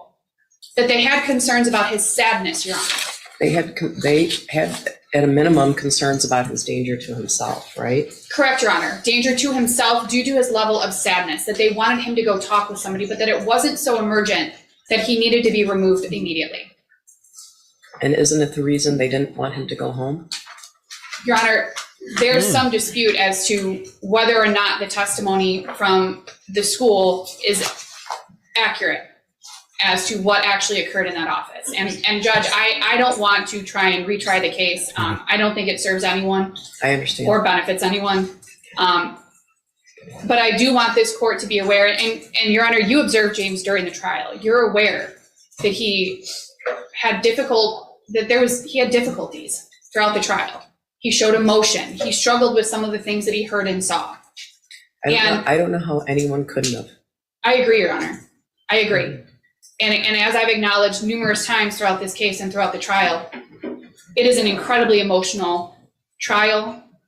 Today is incredibly emotional for everyone involved. I echo what Ms. Smith said. There are no winners here. Everyone has lost in this case. I think that Ms. Smith said in her sentencing memo that it's possible to be sad for everyone here, not just the victims, for the Crumbleys as well. It's possible to be sad for everyone. And I agree with that, Your Honor. I did ask the court to sentence James to time served. I am going to echo his request for a period of supervision with a GPS tether. I understand that the court, we do object to some scoring. I understand that, again, the court has significantly strong pressure. The emotions run high in this case, Your Honor. I don't envy what you have to do. However, I am asking that you consider my request. Thank you, Your Honor. Thank you, Ms. Lehman. Prosecutor. Here we go, Karen. Your Honor, I just have to correct some facts. Turn it up. The allegations that Jennifer and James Crumbley were left in the dark just are not true, and the evidence at trial does not show that. The evidence presented at trial that as late back as March, the 9th, 17th, and the 20th text messages about from their son to Jennifer Crumbley that he was seeing things. In April, his text messages to his friends indicate he asked for help. His mother laughed at him. April 26th, Jennifer told his friend's mother that he was depressed. There were multiple visits to the gun range. There was 2 just for him. The Crumbleys were aware that he was struggling in school, and in fact, they had a rather, I would say, critical fight the night before, which is all detailed, incidentally, and as well as where the gun actually was in the shooter's statements, his plea, and the multiple statements he made to the psychiatrist, the very same things. They stand here and say, "Oh, if only we could have called them." Well, calling those individuals would have resulted in all of the claims that's inconsistent with what he said, and it's inconsistent with what the psychiatrist testified to in the Miller hearing. So I had no intention of addressing this, but it was brought up, so I feel as if I have to, and I have a duty to do so. They were concerned. The evidence showed that. They were very concerned. They were concerned about the drawing, and they were concerned based on the fact that they were called to school. Jennifer Crumbley's own statements acknowledges she was called to the school. They wanted him to get help. She said she had to go back to work, but they said that he could stay. None of that, by the way, is in dispute, and that she left. This insinuation that if only I had known he was sleeping in class and teachers might have been concerned, then none of this would have happened, is at the core of why you saw 6 people standing here and saying there's no remorse or accountability. And I want to be clear, remorse does not sound like I feel really bad. I'm sure they do. I don't dispute they feel bad. I don't dispute they have grief. That's not the kind of remorse and accountability these victims are looking for. What that looks like is we messed up. We should have done this and we didn't, and we are very sorry. And that has not happened, which is what we're talking about here and what you heard the victims say. I don't want to belabor anymore that we had to in the trial. I have a deep respect for Ms. Lehman but the facts of this and the elements of this case simply are not that the prosecution had to show that he had actual knowledge and he could predict and he knew exactly what his son was going to do. Those are not the elements of the crime. It's not what the jury was required to find, and it has nothing to do with their actual conviction. Jennifer Crumbley and James Crumbley were not convicted based on a narrative. They were not convicted because somebody thought they were a bad or good parent. Those two trials involved multiple motions and objections over evidence that the court sustained. We did not allow the jury to present the information about Jennifer Crumbley that her lawyer made a strategic decision to in the middle of the trial, say, open the door, you can bring it all in, was not due to the prosecution's requests or actions. But you can't seek to exclude evidence and then allow somebody to testify to an inconsistent with the evidence. The last thing I want to say is there is case law that the court's aware of about what the court can consider in fashioning a proportional sentence. And we don't give power or authority to victims to decide or render verdicts, with good reason. But we should not, and we cannot, sanitize their pain or the weight of the impact or chalk it up to it's emotionally charged, as if everything that's happened here is because people sitting here are too emotional and they pressure people, because that just simply isn't true. And not only should you consider the weight and the impact of the defendant's actions and inactions, you are required to, pursuant to the case law. It is one of the factors to consider, the severity and the impact of the crime. We've heard a lot about it's not what happened in the school.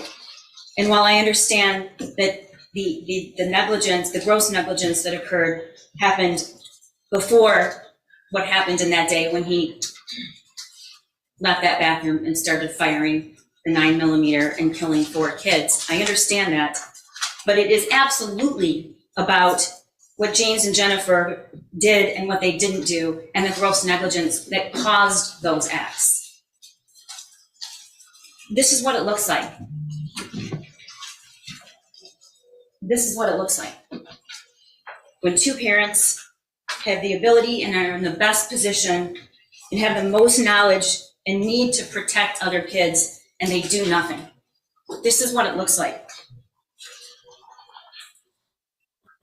They do nothing, and then they come here today and they claim they're victims of the school, of the prosecution, of the emotional tensions of public opinion.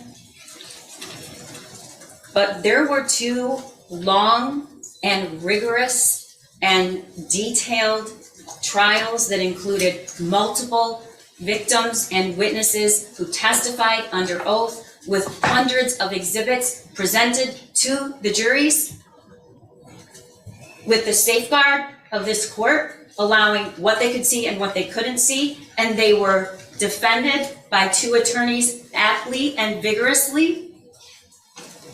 That is what this conviction is about. And when fashioning a sentence, it is absolutely critical that you listen and consider the impact of what that gross negligence caused. So we're asking you to exceed the guidelines, because I believe all of the factors pursuant to the case law, with the necessary consideration of the impact of these crimes, justifies you to do. We're asking you, the people are asking you, Your Honor, to consider the devastating impact of their gross negligence that was foreseeable. Help me. Blood everywhere. The world is dead. All the while, a 9mm had just been purchased for him, and 50 rounds of ammunition. Both things can be true, Your Honor. You can fashion proportionate sentence, but not ignore the unimaginable loss and the grief that these parents are enduring. Because they will never get back another moment with Tate, or Hannah, or Justin, or Madison. And this is what it looks like. Thank you. Thank you. I guess I would like to say briefly to the families, considering your immeasurable grief, it's completely understandable to hate everything associated with these proceedings. I spent both trials looking out at all the family members, and I wondered to myself, I was looking straight on at Mr. St. Juliana, whether or not he'll ever smile again. And that's very difficult.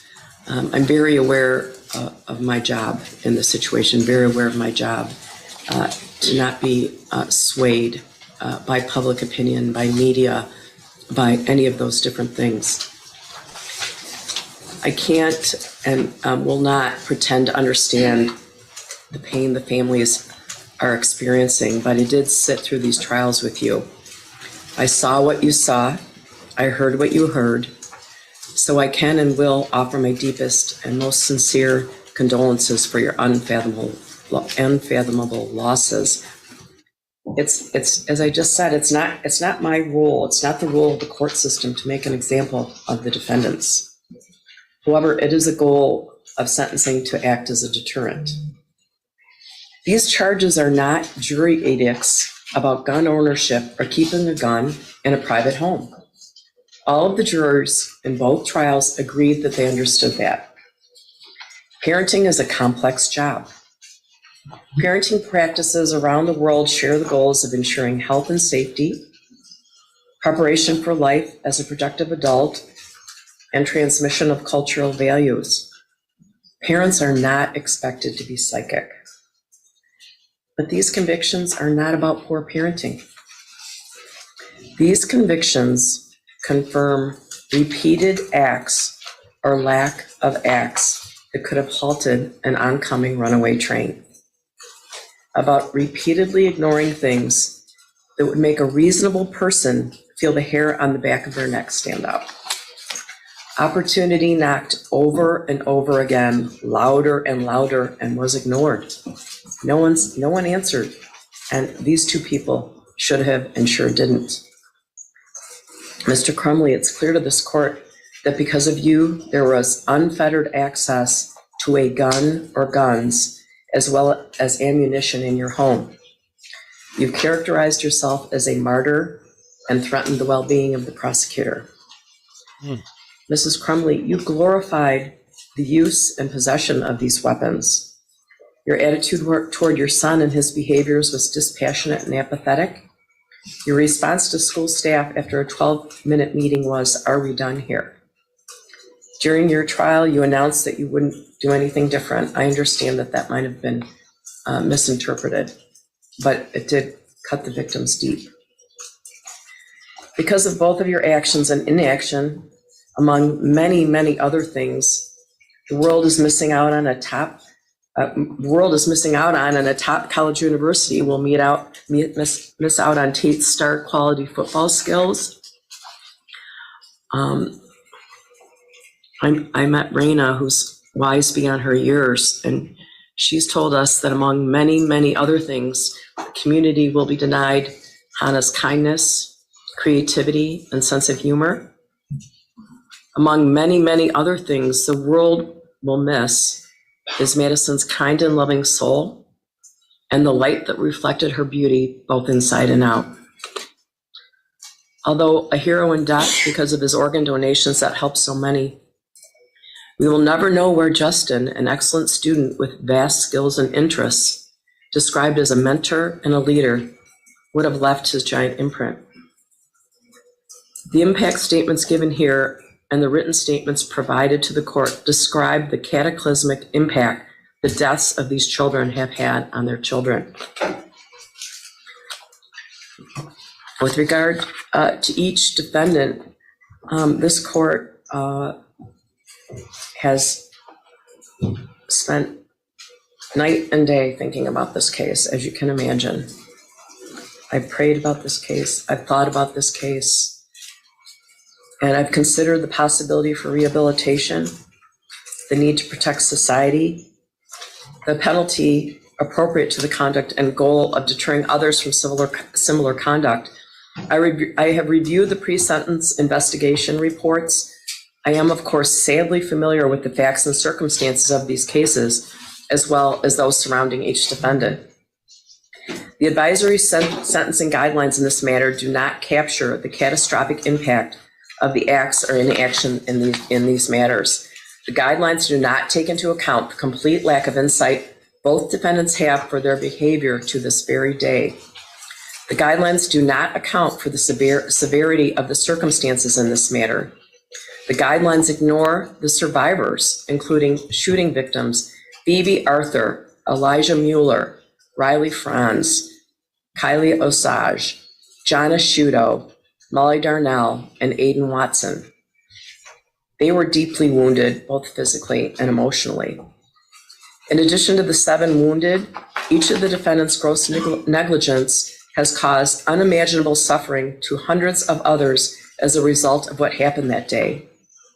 Each act or inaction created a ripple effect. Therefore, an out-of-guidelines sentence is appropriate and proportional. Ooh. The court uses the useful tool of the legislative guidelines, which embody the principles of proportionality, while also taking into account the nature of the offense and the background of each defendant. I believe that the following sentences would be in the best interest of justice and are reasonable and proportionate to the seriousness of the matter and the circumstances surrounding each defendant. With regard to Jennifer Crumbley, it is the sentence of this court, Ms. Crumbley, that you serve 10 to 15 years with the Michigan Department of Corrections. You will have credit for 858 days. State costs are $272. There's a crime victims' rights fee of $130. You and your agents may not have any contact with the families of Madison Baldwin, Tate Meir, Hannah St. Juliana, and Justin Schilling. I will issue another ruling with regard to contact with your son, the shooter. Excuse me. As to defendant James Crumbley, it is the sentence of this court that you serve 10 to 15 years with the Michigan Department of Corrections, that you receive credit for 858 days, that you pay state costs in the matter of $272, that there is a crime victims' rights fee of $130, that you or your agents have no contact with the families of Madison Baldwin, Tate Meir, Hannah St. Juliana, and Justin Schilling. Ms. Wheeler, have I left anything out with regard to sentencing? No restitution has been requested by any of the families at this time, correct? That's correct. Thank you. I would like to advise both defendants that you are entitled to appellate review of your conviction and sentence, including that the sentence exceeds the guideline range. This is done by filing a claim of appeal by right, and when you are not entitled to file a claim of appeal by right, an application for leave to appeal. If you cannot afford to hire an attorney to represent you on appeal, and you request an attorney may be appointed for you. You may request an attorney by completing the request for appointment of attorney section of the form that will be provided for you, and by returning the form to this court or to the Michigan Assigned Counsel System at the address on the form. If you wish to preserve your automatic right to appeal, the form must be received within 42 days after sentencing. If you do not submit the form within 42 days from today, you may still file an application for leave to appeal if the form is received within 6 months after sentencing. Do each of the defendants acknowledge receipt of their appellate rights? James acknowledges receipt, Your Honor. He's completing the form as we speak. Your Honor, my plan is as well. Would the court like the forms here, or would you prefer us to? It doesn't matter either way. Okay. Either way. Thank you. Thank you. I'm going to ask that everyone remain seated while the defendants are taken out of the courtroom. I think we're going to finish their appellate rights. They are going to, Mr. Crumbley is going to finish his form, All Your right, Honor. we'll wait for that. Thank you, Your Honor. I would I just didn't ask think that no one stand up. It makes the 10 to deputies 15 was out of the nervous. guideline. By the way, guys, it's being served consecutively, so they're not gonna. It's not like for each death they're doing 10 to 15. It's just all served at the same time, and it looks like it's time served as well. I think they've been locked up for like 2 years, but they still got quite a bit of time in prison, I guess.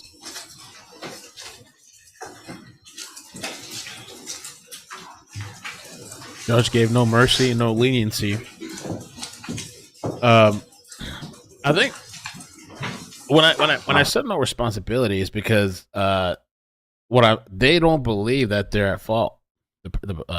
James and Jennifer.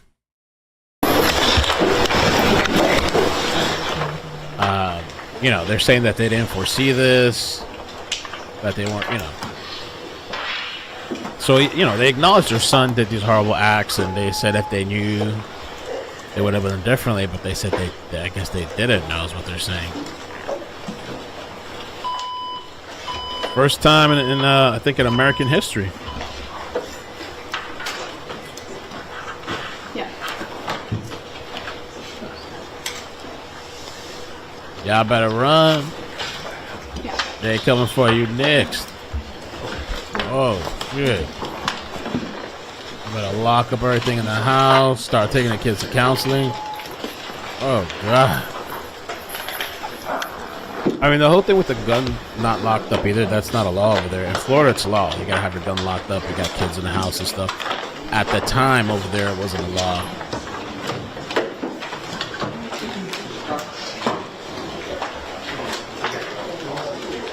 Damn. So I didn't say anything about the Jennifer living with Shen. I don't know if the judge has to rule on that later, or that's it.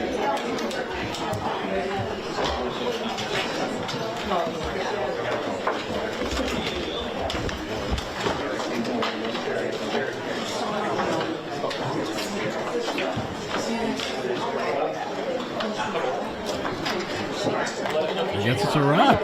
Thank you. Linda says, I believe the appeal will overturn verdict.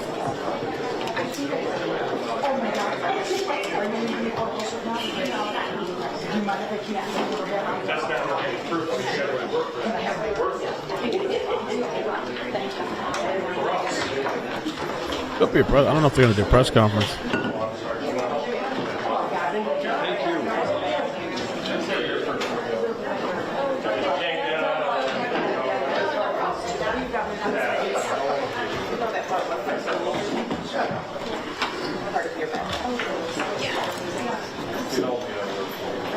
Oh, y'all better run.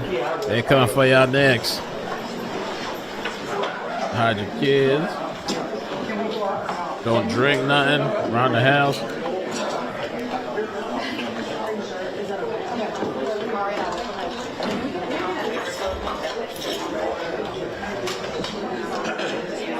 Well, hopefully those families can, I don't know if they'll ever find peace, but at least knowing that, these people have been locked up.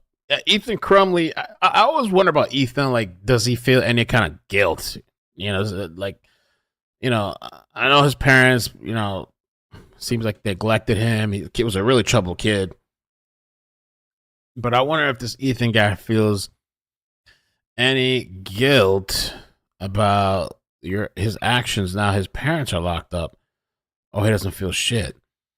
And he did not testify on behalf of his own parents because now his attorney told him not to because he's appealing, trying to weasel his way out of it too. So they took my snorkel away. They threw it in the water. All right, I want to take a little break. We'll walk the dogs, pick up the baby. I'm curious about this trial, man. The river stabbing thing. Maybe we'll come back and do it. At least, let me show you this thing. T-Bag made this, but God bless T-Bag. T-Bag made it. Mel Crumbley. Lord almighty. I want to check out this river thing, so I'm going to take a little break at something to eat, do a couple things. To at least start, let's do the opening statements. I need somebody that's watched this trial to hit me up, email me, and just tell me what are the highlights. Like, okay, you need to watch this, you need to watch this, you need to watch this. Like, make sure you can't miss out on the opening statements, this testimony, so on and so forth. And I heard today somebody testified too, somebody interesting, right? I figured we could come back. I'm gonna take a little break, maybe for another 2 hours or something, do the opening statements and whatever. Debbie says sociopaths don't feel guilty. Probably don't feel guilty at all. It's great. Well, Kelly, email me. Tell me what we need to watch. Really, KK girl? KK girl, do you think he was justified? Was it? I mean, or not? I don't want to say justified. Was it self-defense? With it, with his rowdy kids picking on this guy, or did he start with the rowdy kids? I guess everybody was drunk. Look, it's a sign. It literally comes to the stabbing. It's day 7. This trial should be done this week, I think. Ickadmel, ICKEDMEL@gmail.com. Maybe we'll come back in a little while. Everybody have a little lunch break. Take some time to relax. And we'll come back in a bit. I'll make a thumbnail. And just check out what's going on.